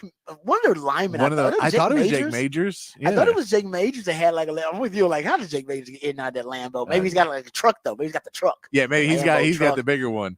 Otherwise, he got some big ones. Okay, another critique here because I'm happy for my man Michael Taft Daddy, and Isaiah Bond. Happy they get the Lamborghini treatment, but there's this commercial here. It's leaving a lot to be desired here. I don't know who came up with the script because they don't talk in the commercial. I don't think at all. No, I don't think so. They don't talk. They drive up to the front of the stadium. This is on the north side. This is right north end zone, right? Because it's the Julius Whittier statue. Yeah. Right, so it's on the north side. They both drive up in their Lamborghinis. Freaking sweet. Lamborghinis are nice. And they get out of the cars and they basically kind of walk up in front of the statue, dap each other up, and walk into the stadium. That's it. That's it. I mean, I think could be a little bit more creativity with the Lambo ad. Come on, man. It's Austin. You could do something cool or something else. I mean, this was all shot within the stadium, because even in the driving shots are them driving up to the stadium. Yeah, with the stadium. So they want the stadium in the background. I get that. I get that. I just thought it could have been. What about a talking part? Can we get a line in there? This is I'm seeing how uncomfortable this dap up is. I don't know if any more acting was necessary. This is a very uncomfortable dap up. It was. Yeah. It didn't look natural. I just say it didn't look natural. This is the hips out. Natural. The hips out like 6th grade dance. Just the hips out dap up. And then the best part for me is that Michael Taft does not shut his door. He just gets out and walks. Door open, walk away. Isaiah Bond shuts his door. That's that valet treatment, man. When you're used to parking at valet, I don't shut my own door. I just get out and walk. I just gets out and walks away. Does not look back. He did. He really did. He just walked out. He didn't even shut the door. He just, there you go. Butterfly door. He just, walks out. He's all good. Hey, wow. Hey, parking attendant, just go ahead and put that ticket right on the seat. He assumed that there was a valet there to park his car. He's like, hey, I'm right here, man. You go park the Lamborghini. There you go. I'm happy for the guys. It is a awkward commercial, though. It's kind of awkward. It's just a little awkward. It's just a little awkward. That's all right. Like, even the fact of like when Isaiah Bond's car pulls up, which I'm not even sure if he's actually driving in it. I don't know if they had another driver they were shooting that and then they came up. But even the Isaiah Bond, like when you see his car pull up, because they're not shooting the whole car pulling up. They're shooting like the front of the car so you can't see who's driving. You might be right about that because they never show them actually driving. Yeah, so I don't know if they're doing that. Getting out of the car, but not even driving. If they show the Isaiah Bond, you want to see like a Lamborghini have a nice, cool entrance. they just kind of creep in and hit the brakes like 4 times in the pull up for Isaiah Yes. Bond's car. Which is And why I thought it was gonna be like I thought it was like a comedic thing. I was like, oh, this is Yeah, gonna be funny because that he doesn't look pulls right. up. Yeah. Like, oh, this is gonna be funny. Wait for the punchline. Wait for it. Here it comes. And I'm like, it never came. I was like, oh, where's the punchline? I thought there was gonna be a punchline here or something. Nope, doesn't like that at all. That was weird. that was like a thing I saw with the interview. Do you remember when the Sonic commercials? They used to have those 2 guys in the Sonic commercials. Yes, love them dudes. So the guy who was apparently like always driving didn't know how to drive. And so like in real life, and so when they started the commercial, there was parts where he was supposed to like drive in and drive out, and he was like freaking out because he got the part, but then he's like, I don't know how to drive. Wow. And so it eventually turns out, and then they're like, well, just don't drive. We'll just do you guys sit sitting in the car. there. Yeah, you know? Whoa, that is so wild. I guess the assumption is like, of course he can drive. They probably didn't even ask. Like, of course he can drive. He's an adult man. He can drive. He figure He's this an out. adult man. Of course he can drive. I was like, nah, I can't drive. That is crazy. That's wild. Okay, so there you go. Congrats to Taft Daddy and Isaiah Bond. They're getting the Lamborghini NIL deals. All right, so we got a little time here. I want to do this real quick. Matter of fact, let's do it on the other side. We can do it on 9 o'clock hour. We'll just turn it into a smorgasbord. We'll do it at 9 o'clock hour because this may have been the greatest unintentional advertisement for a sports talk show in history, or even a kind of a sports take in history. All right, and we'll get into that on the other side because it really did. It hit this guy, and he's a pro athlete, a player himself. He took it personal. I'll tell you why it ended up being a great advertisement, though, for a sports take or for a sports show. We'll get into that on the other side. We'll also have some NFL news, notes, and nuggets. We got Rod's rant. We'll talk about C.J. Stroud and C.J. Stroud getting some love from his fellow players. And we'll also dive into some NFL news, notes, and nuggets from Cowboys training camp. All of that and more right here on the Rodcast featuring Patrick Davis. I'm Lifetime Longhorn Rod Babers coming back on the Horn.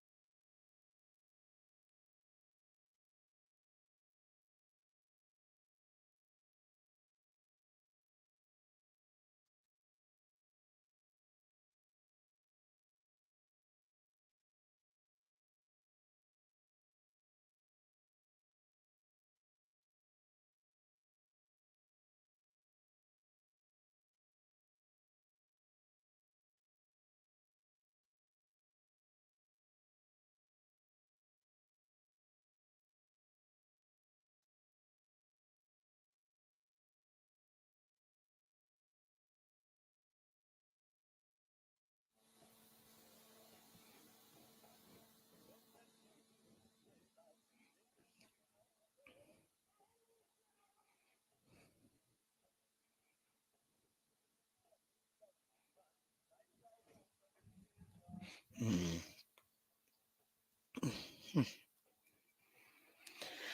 Welcome back to the Rodcast. It is a new theme Thursday edition of the Rodcast. That's when my man Patrick, the ideallionaire on the show, my co-host, comes up with a very creative theme for the show based on usually an anniversary or birthday, some type of celebrity milestone or achievement, a tribute of some kind.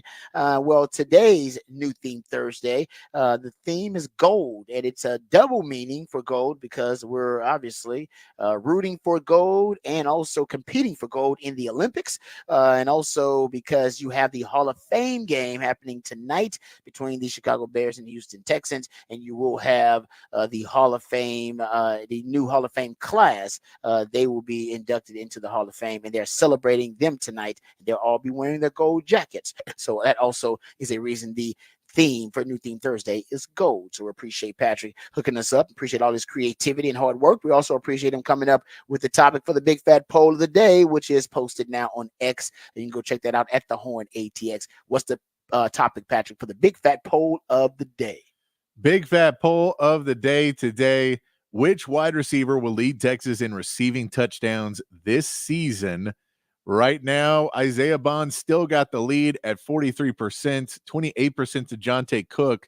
But the other guys popping up a little bit more, 18% for Silas Bolden and 10% for Ryan Wingo. So people still going with Isaiah Bond, but it is not, nobody's fully out of it. Even Ryan Wingo, the freshman, is getting 10% of the vote. Yeah, it's not a runaway. I don't think any of us know. Like I said, Texas, a lot of first world problems that they have to deal with now at the wide receiver position. Hadn't been that deep in a really, really long time. I don't know if we've ever been that deep at wide receiver actually on the 40 acres.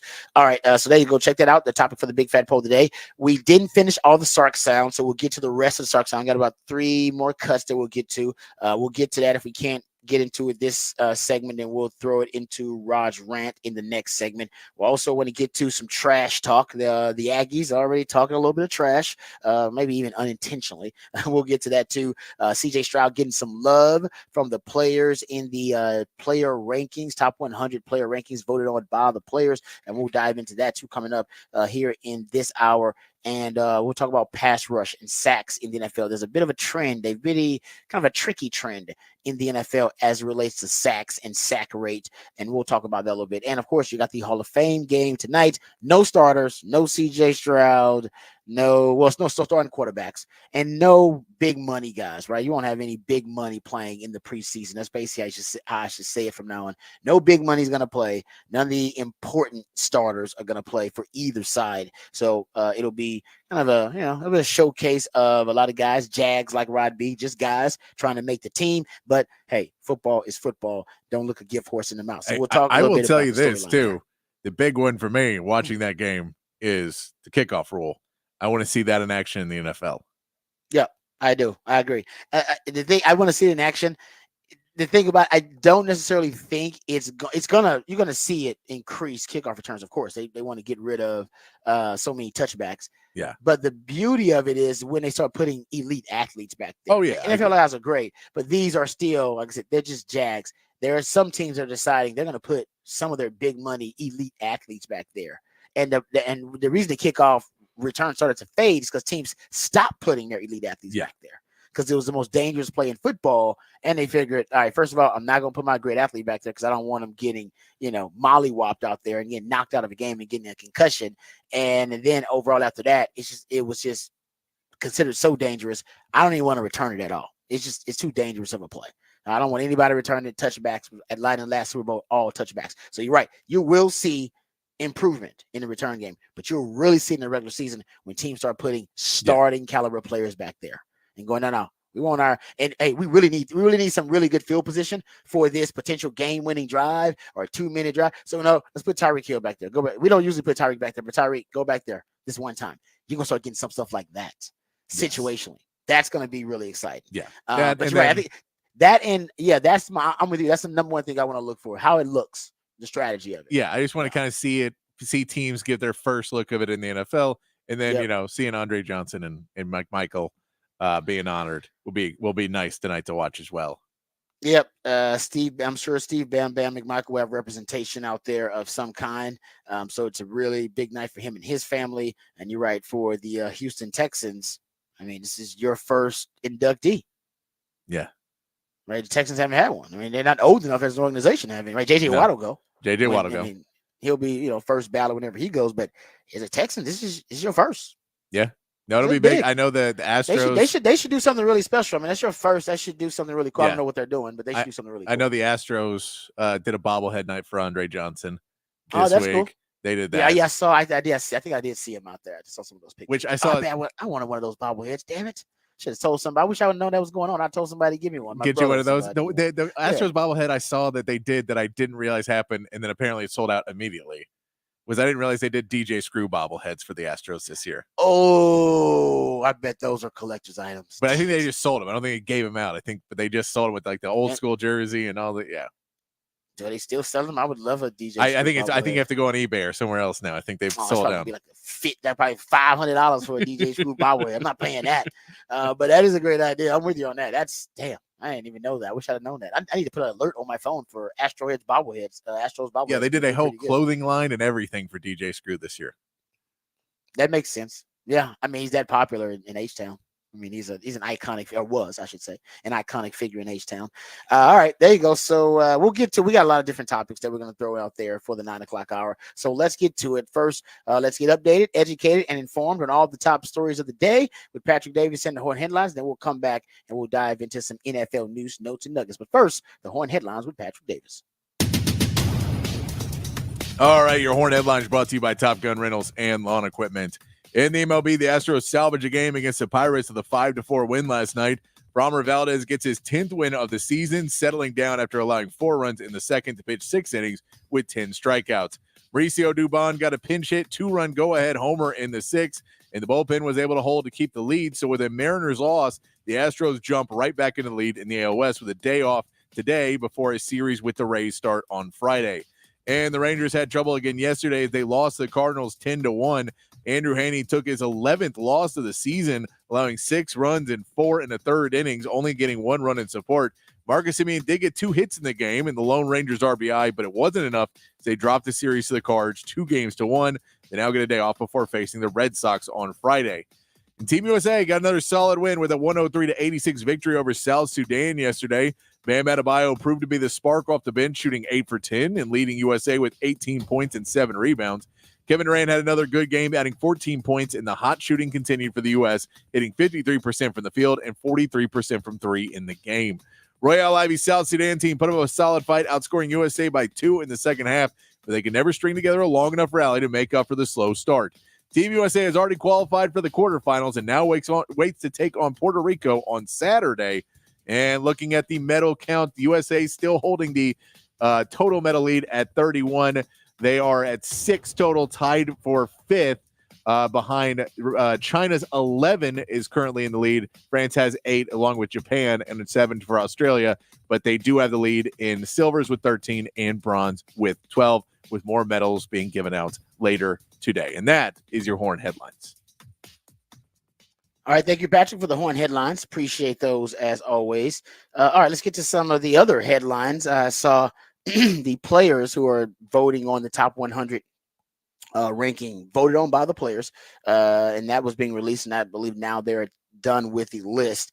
And I just want to talk about the quarterbacks who are on this list. CJ Stroud ended up being 20th overall on the top 100 players ranking voted on by the players. He is the 6th quarterback on this list. He's 6 QB. He's right behind Dak Prescott, Jalen Hurts, Josh Allen, Lamar Jackson, and Patrick Mahomes.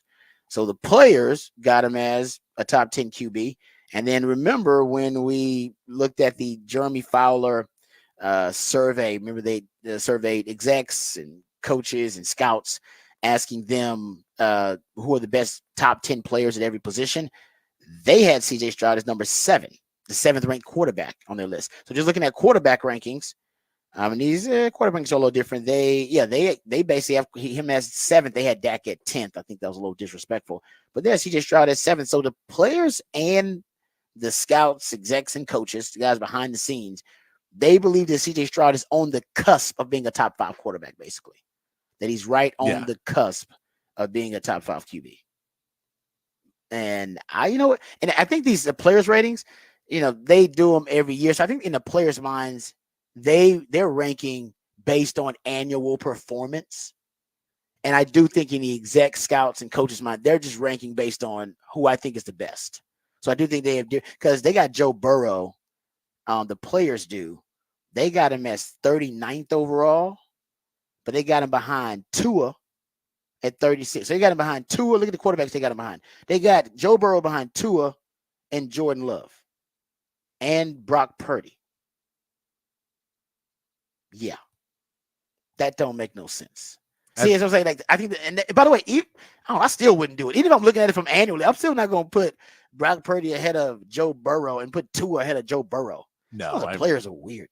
No, I'm sure there was something where they're like, either they all said he couldn't stay on the field or they just don't like him. Right. And it's like, it's got to be a year-to-year thing. It was like, he didn't play enough, so we're going to, we're going to dock him for that. It's got to be it. Because why else is Tua? And why else is Tua and Brock Purdy ranked ahead of Joe Burrow and Jordan Love? I like Jordan Love, but trying to rank ahead of Joe Burrow. So, like I said, players, I think they have a little bit different criteria than them. But still, either way, CJ Stroud right now is considered on the cusp of being a top 5 quarterback and easily a top 10 quarterback right now in the league.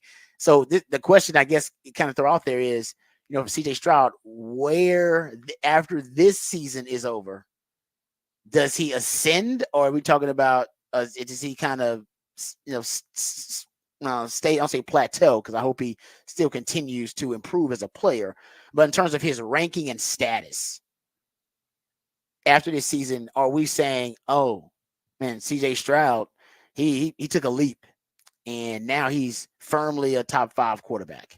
Yeah, I think he will be considered a top 5 quarterback next year. I think the goal for him is, can you be considered the second best quarterback in the NFL behind Patrick Mahomes? Can you end the debate about who's the second best QB in the league? Because right now we can't decide if it's Joe Burrow, Lamar Jackson, or Josh Allen. We got a different answer for that almost every time we talk about it, depending on that's what we see. CJ Stroud, it's, if you put 2 years together that were like that obviously raises you up a bit.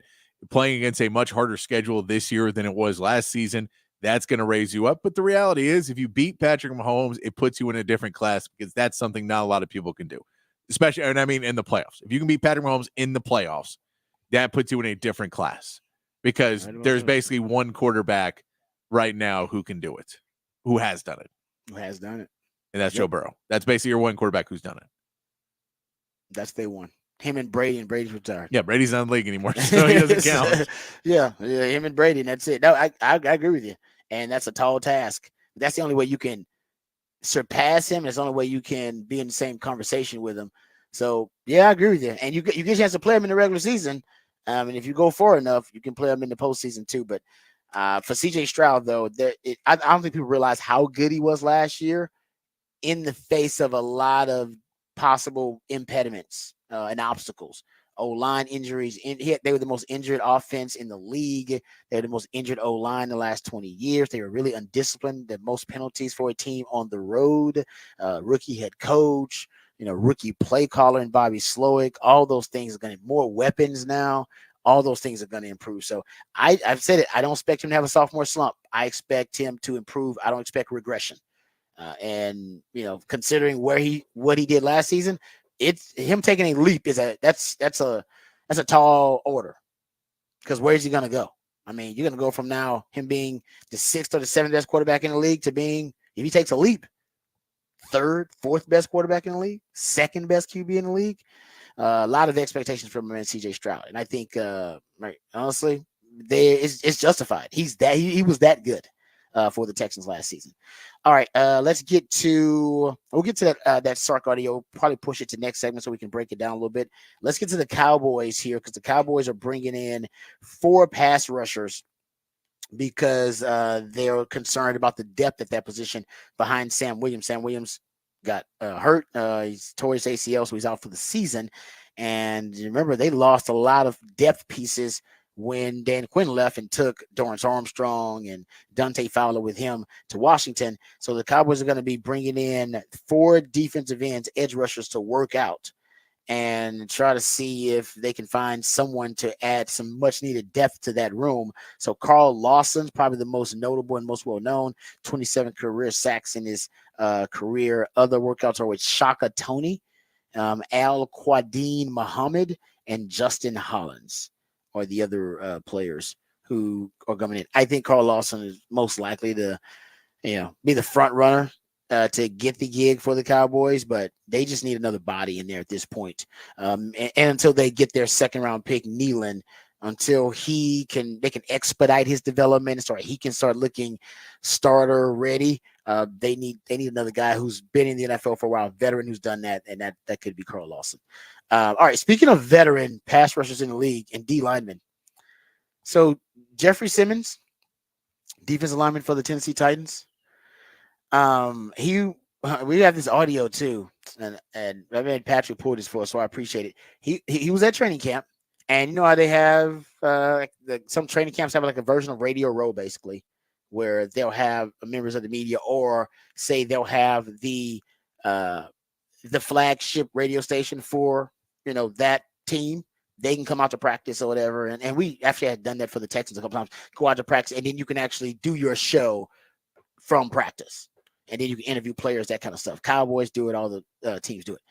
So the radio station is out there, and they're doing a live sports talk show, and they're getting ready to interview players. And then I believe Jeffrey Simmons starts to voice his frustration with, I believe, a previous tweet that one of the show hosts had put out there. It was a critical tweet, critical of Simmons. And I guess if you were wondering whether players pay attention to that kind of stuff, they do, because he was not happy with it. Here is the exchange at training camp between the two. Well, Jeff, you want to sit down? We can talk whenever you want to talk. Jeff, we'll deal with that later. Roger McCreary sitting down with us here on 104.5 The Zone. Jeff, I mean, we're on the air right now. I'm right here, Jeff. We can talk anytime you want to. Unbelievable. We got to make that happen. Well, we'll deal with that later on. Roger McCreary sitting down with us here on 104.5 The Zone. Jeff, if you want to sit down and talk about this, we can talk about this.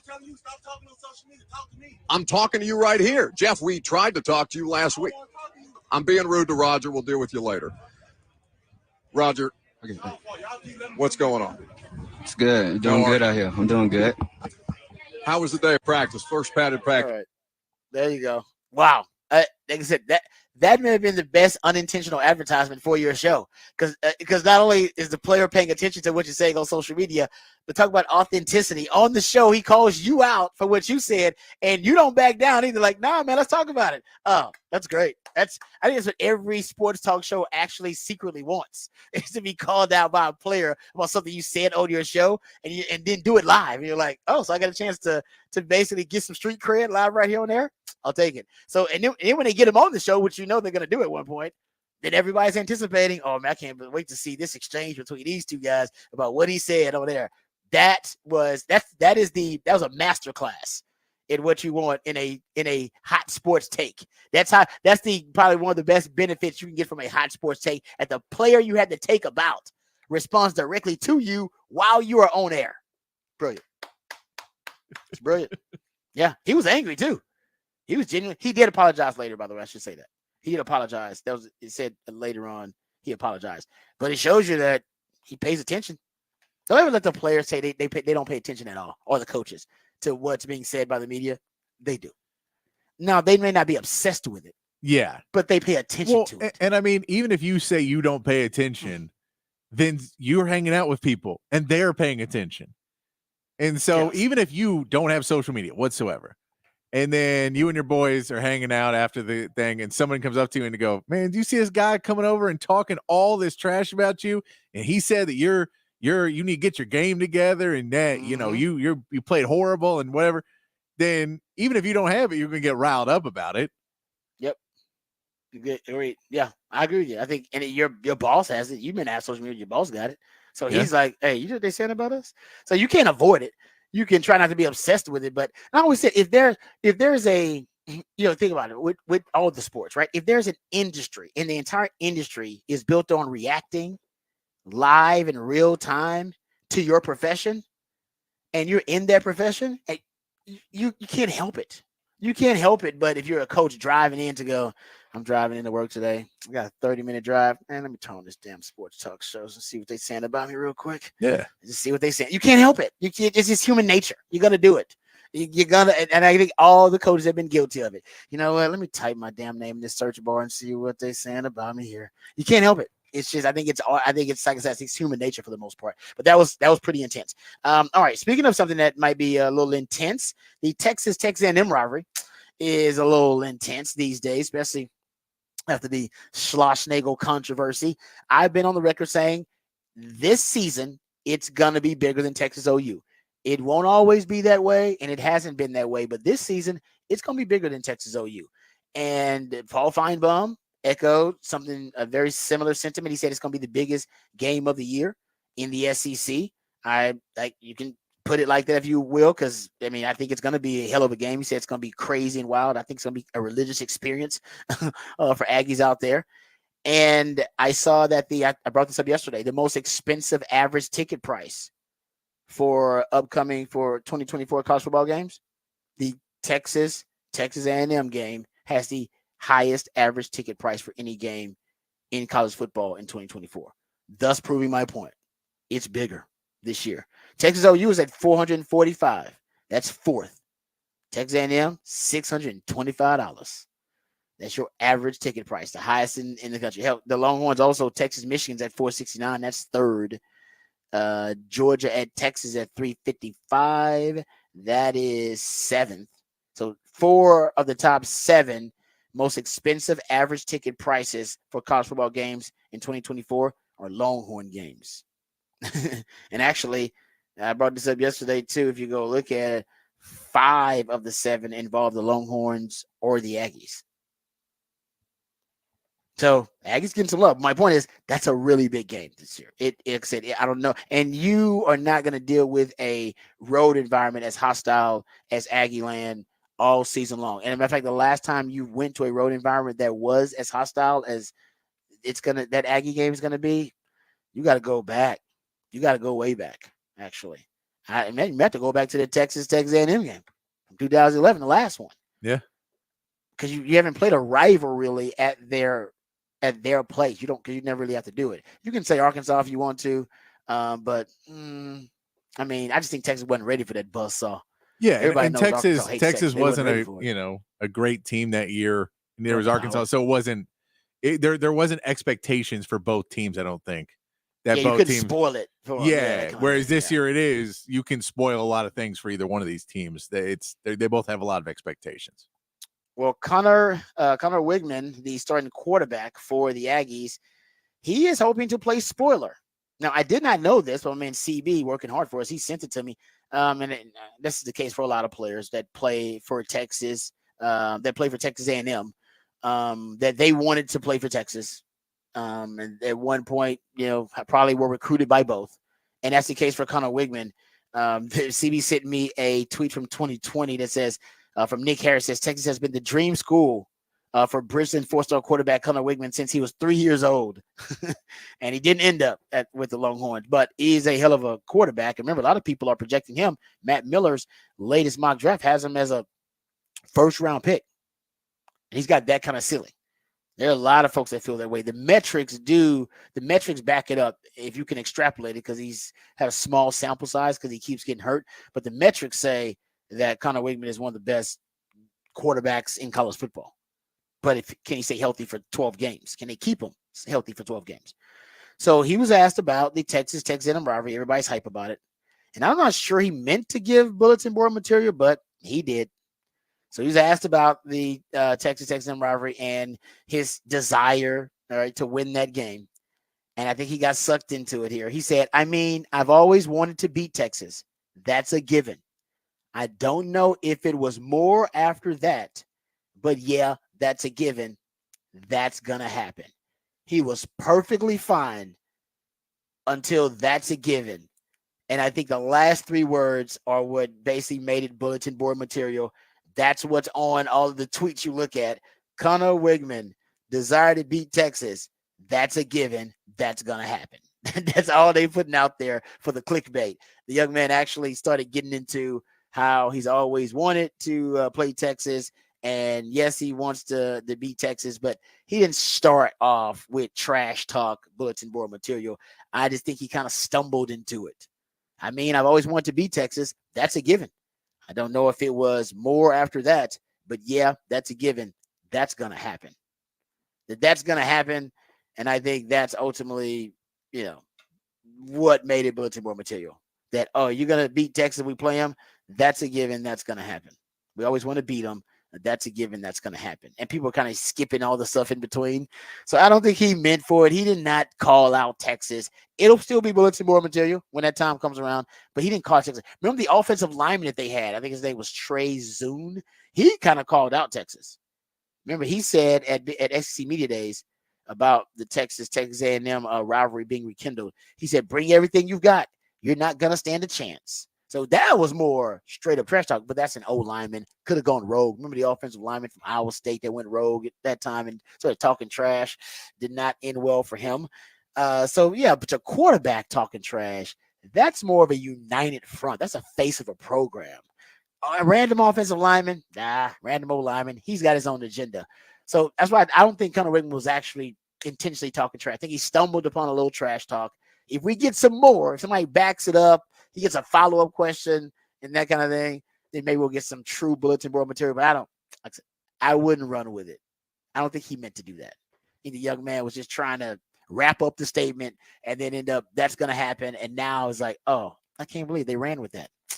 It happens. So there you go. Two Aggies are on the record, I guess. Does he offer I meant that's going to happen. Is the game's going to happen? And does he try and go back on it, or do you just have to run with it now? You got to let it go now. You can't walk it back. Then you look weak. Then you're like, you know what I mean? You look weak. You're like, well, you know what I meant to say, guys, was that game definitely is going to happen. I did not mean to disrespect the Longhorns. Then you like apologizing to them. You don't want, no, Aggies don't want that. Aggies would rather have you puff your chest out and call out the Longhorns rather than you cowtail, that kind of thing. They don't tuck tail. They don't want that. So what you should do, Eggman, double down.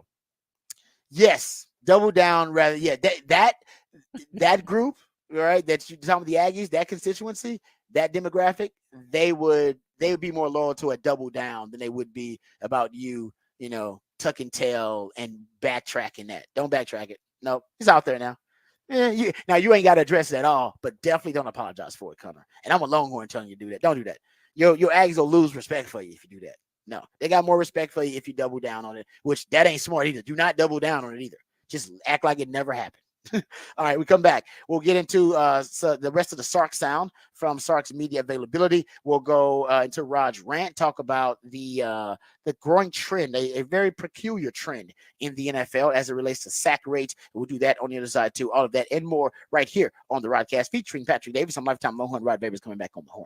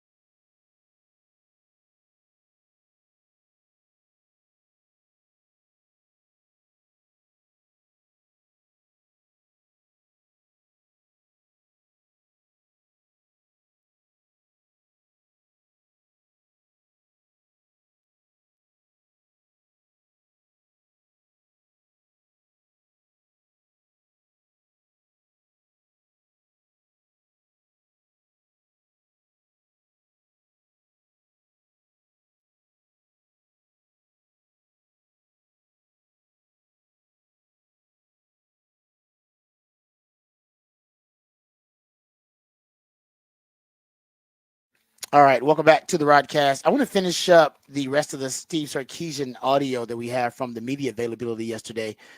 In one of the cuts here, he's asked to basically expand on his answer that he gives about punt returns, and then I think he actually veers off into a very interesting place, kind of about the meritocracy of the team and that approach that everything must be earned. And then he goes back to, hey, at punt returns, you got to earn that too. But here's Sark initially was talking about who's going to earn that spot as a punt returner. But listen to Sark, I think, dive into a little bit of his cultural philosophy. In Little League Baseball, like you had to play 3 innings and get 1 at bat. Here, the best guys are going to play that give us the best chance to win. I don't get a bonus for everybody being happy, so you earn your opportunities to play. Yeah. We give them plenty of opportunities to earn that. I'm hopeful that we can play a bunch of guys, that they just make it so hard on us that we have to play a bunch of guys. And I hope that we've got multiple punt returners that we feel really good about. The same is going to be when we go to kickoff return. I think we've got a plethora of guys. Matt Golden obviously had a heck of a year last year. We felt great coming out of last season with Jaden Blue and DeAndre Moore. So I think we've got a wealth of guys. But these are, I feel like I'm crying from a yacht right now, to some degree. Like that's a good problem. That we have too many good players. Like what are we saying, right? And so that's the idea of, you try to recruit really well, you try to recruit really good players that have great character, that work hard. And I think that's what we can say about these guys right now. They work extremely hard. They work hard with one another. And like I said, I hope they make it really difficult on us. That's a good problem to have.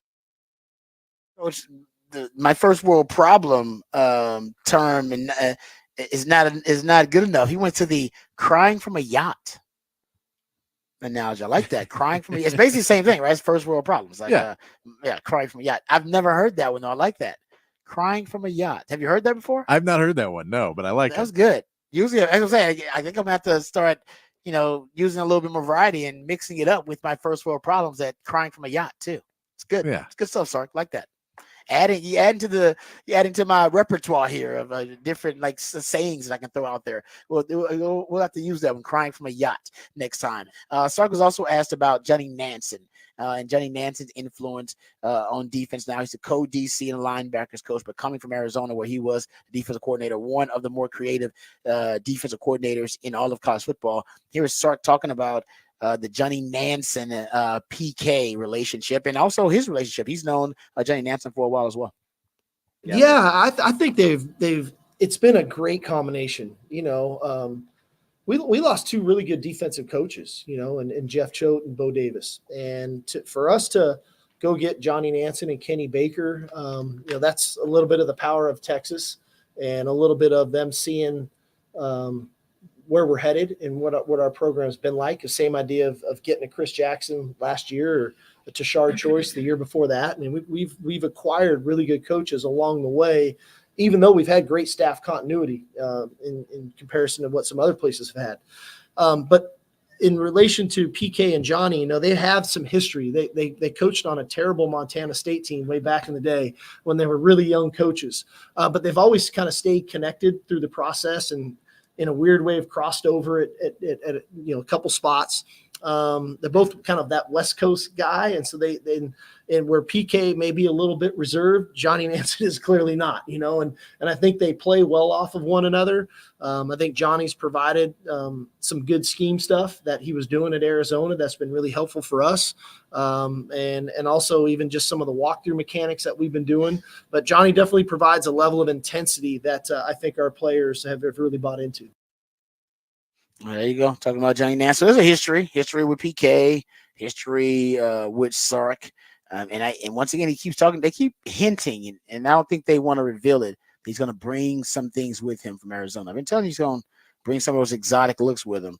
They keep saying it because I think they're confident that it's going to make a big difference and be really impactful. The stuff he's bringing with him. Not like you know, is it going to be coverages? Are we talking about pressure packages? Are we talking about just kind of overall philosophy? Like, I don't know exactly how. It could be all of those different things. It could be technique that he's bringing, but I do think you're gonna be able to observe and notice the Johnny Nansen influence.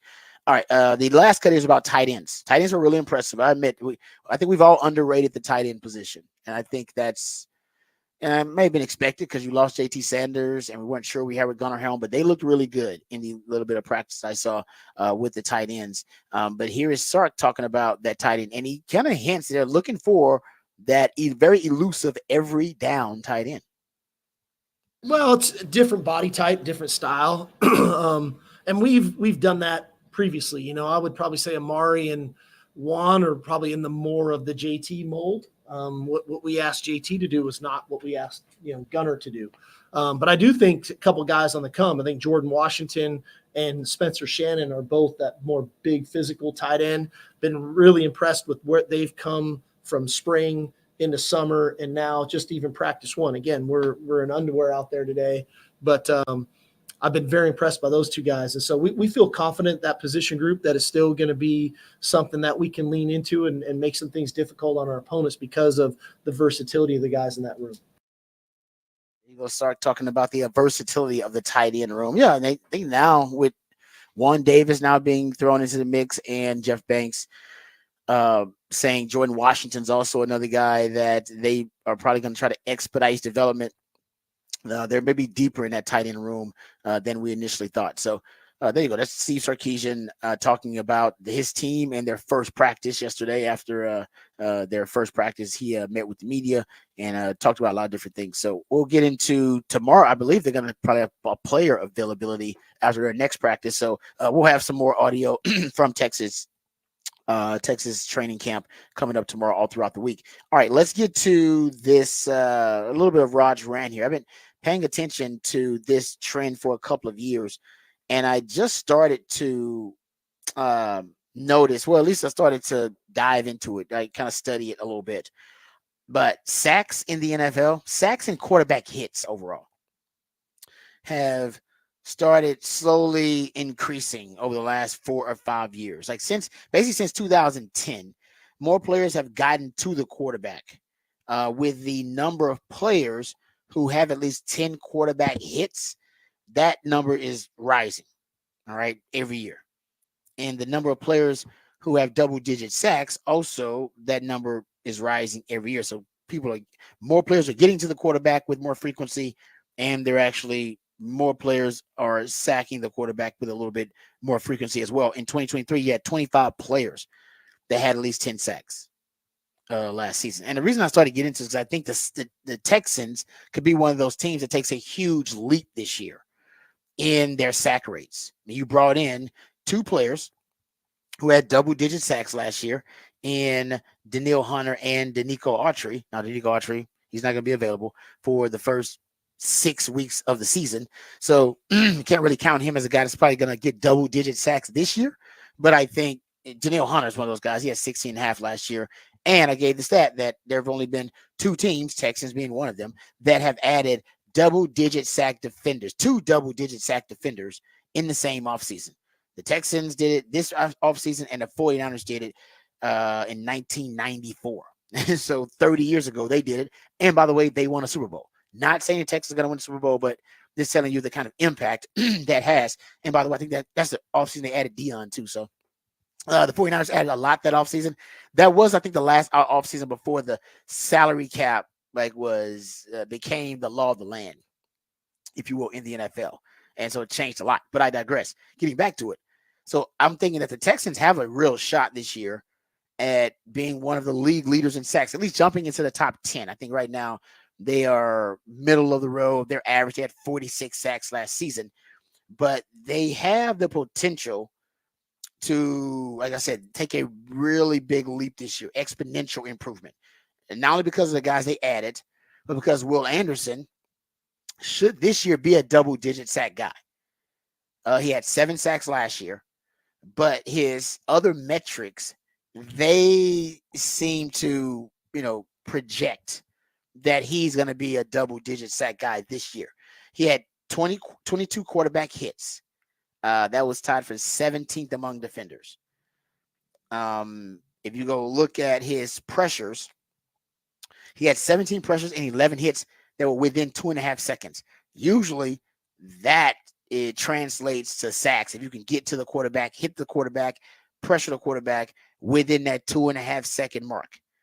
Those 11 hits in that time frame, sixth best, I should say, in the NFL among edge rushers.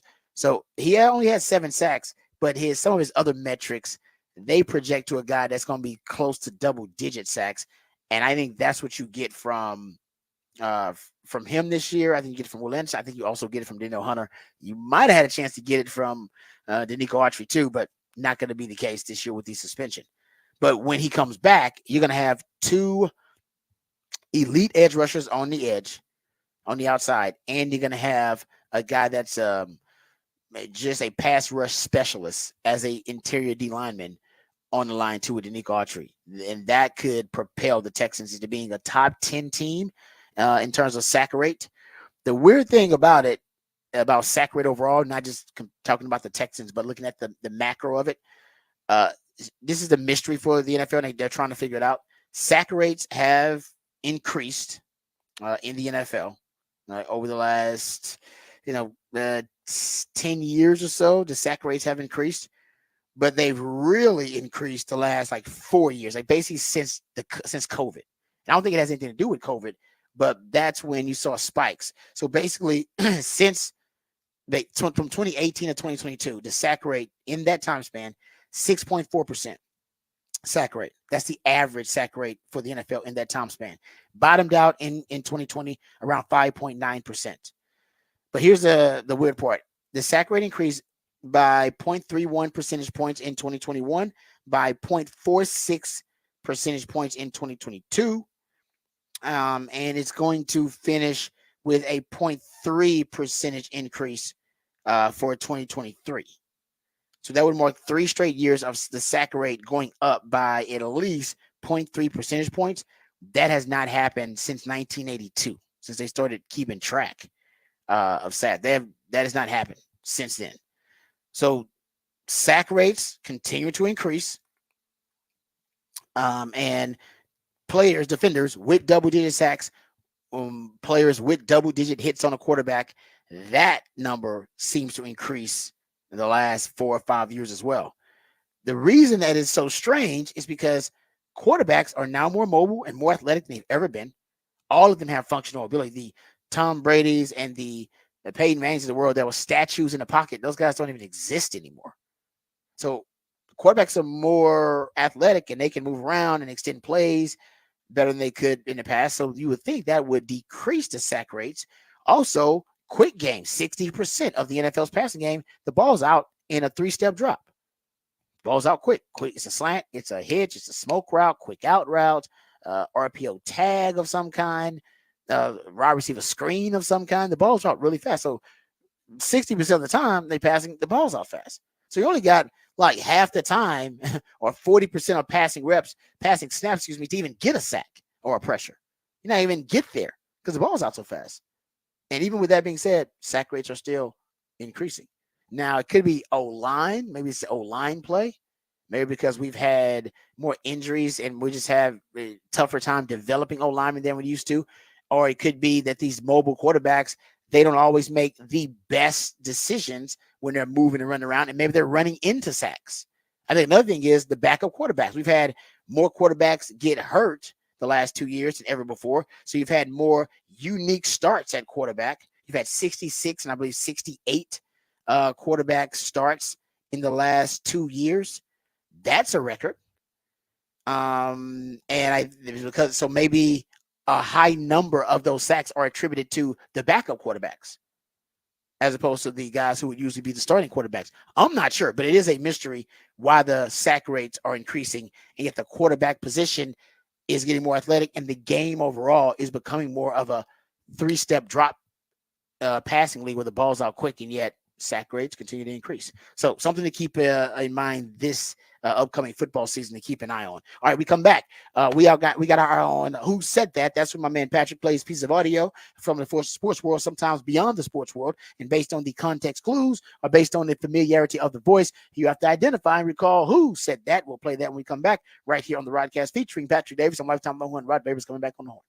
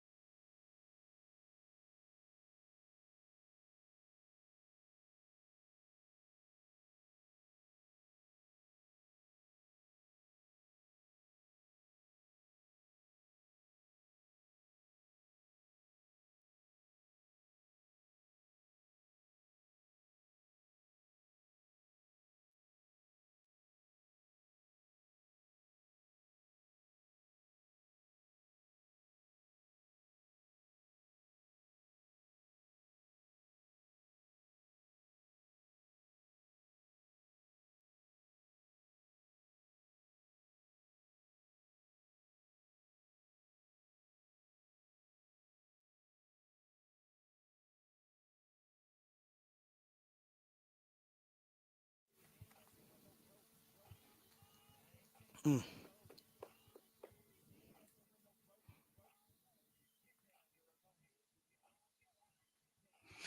Welcome back to the Rodcast. It is a new theme Thursday. That's when Patrick comes up with a very creative theme for Thursday to pay tribute to an anniversary, maybe a birthday, some special pop culture item of some kind. And this time, it has a double meaning because the new theme for New Theme Thursday is gold, because we are seeking and competing for gold in the Olympics, but also because the Hall of Fame game is tonight, and all of the Hall of Fame inductees will be wearing their gold jackets to celebrate their enshrinement into the Pro Football Hall of Fame. So we appreciate Patrick working hard there for us. We also appreciate him coming up with the topic for the Big Fat Poll of the Day. That is also posted on the X account at the Horn ATS. Get that, go check that out for yourself, and go vote on the poll. And it's a pretty simple one. Which wide receiver will lead Texas in receiving touchdowns this season? If you missed one, you can obviously list it below in the comments. But your choices were Isaiah Bond, Silas Bowden, Jonte Cook, and Ryan Wingo. And the winner right now is Isaiah Bond. 42% of the vote saying Isaiah Bond will lead the team in receiving touchdowns. Well, certainly Lamborghini Austin believes he will. That's why he's the new Lamborghini man, because he got the new NIL deal. Him and my man Taft Daddy. So congrats to those guys. All right, let's get to Who Said That. That's when Patrick plays pieces of audio from the sports world, sometimes beyond the sports world, and based on context clues or based on the familiarity of the voice itself, hopefully you can recall and identify who said that. And who's the number one player on the top five this year? On the what? I'm not saying him. I give credit when it's due, but I'm not saying his name. I don't know who you're talking about. Yeah, you do. I'm not saying his name, brother. I'm sorry. Joe Burrow. I'm not saying that guy's name. He's good. He's amazing. He's good. Not gonna lie. I'm salty though. I'm a little salty. 2 years in a row. But I'm putting Burrow first. Oh, wow. That's Jamar Chase. Yes, Jamar Chase. Yep. That's Jamar Chase. And the guy he won't refer to, he who shall not be named, is Patrick Mahomes. Yeah. Joe Right. Burrow asked, who is the number one player in the top 100? I'm not saying his name. Nope. He who shall not be named. Not saying it. I I feel him. I feel him on that, man. That guy's, yeah, if not for him, y'all have a Super Bowl already, probably, potentially, or at least compete in more than one. Yeah. Yeah. I really trust me. How you think Shanahan feels about it?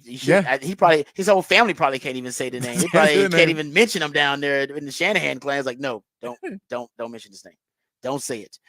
All right, good stuff there, Patrick. Appreciate you as always, brother. Remember, Revolution will not be televised. We'll be talking about it right here on the Rodcast. We love you guys. We mean that. Take care of yourselves, but more importantly, take care of each other. Tomorrow, join us same time, same place as always. In the meantime, hook 'em and peace.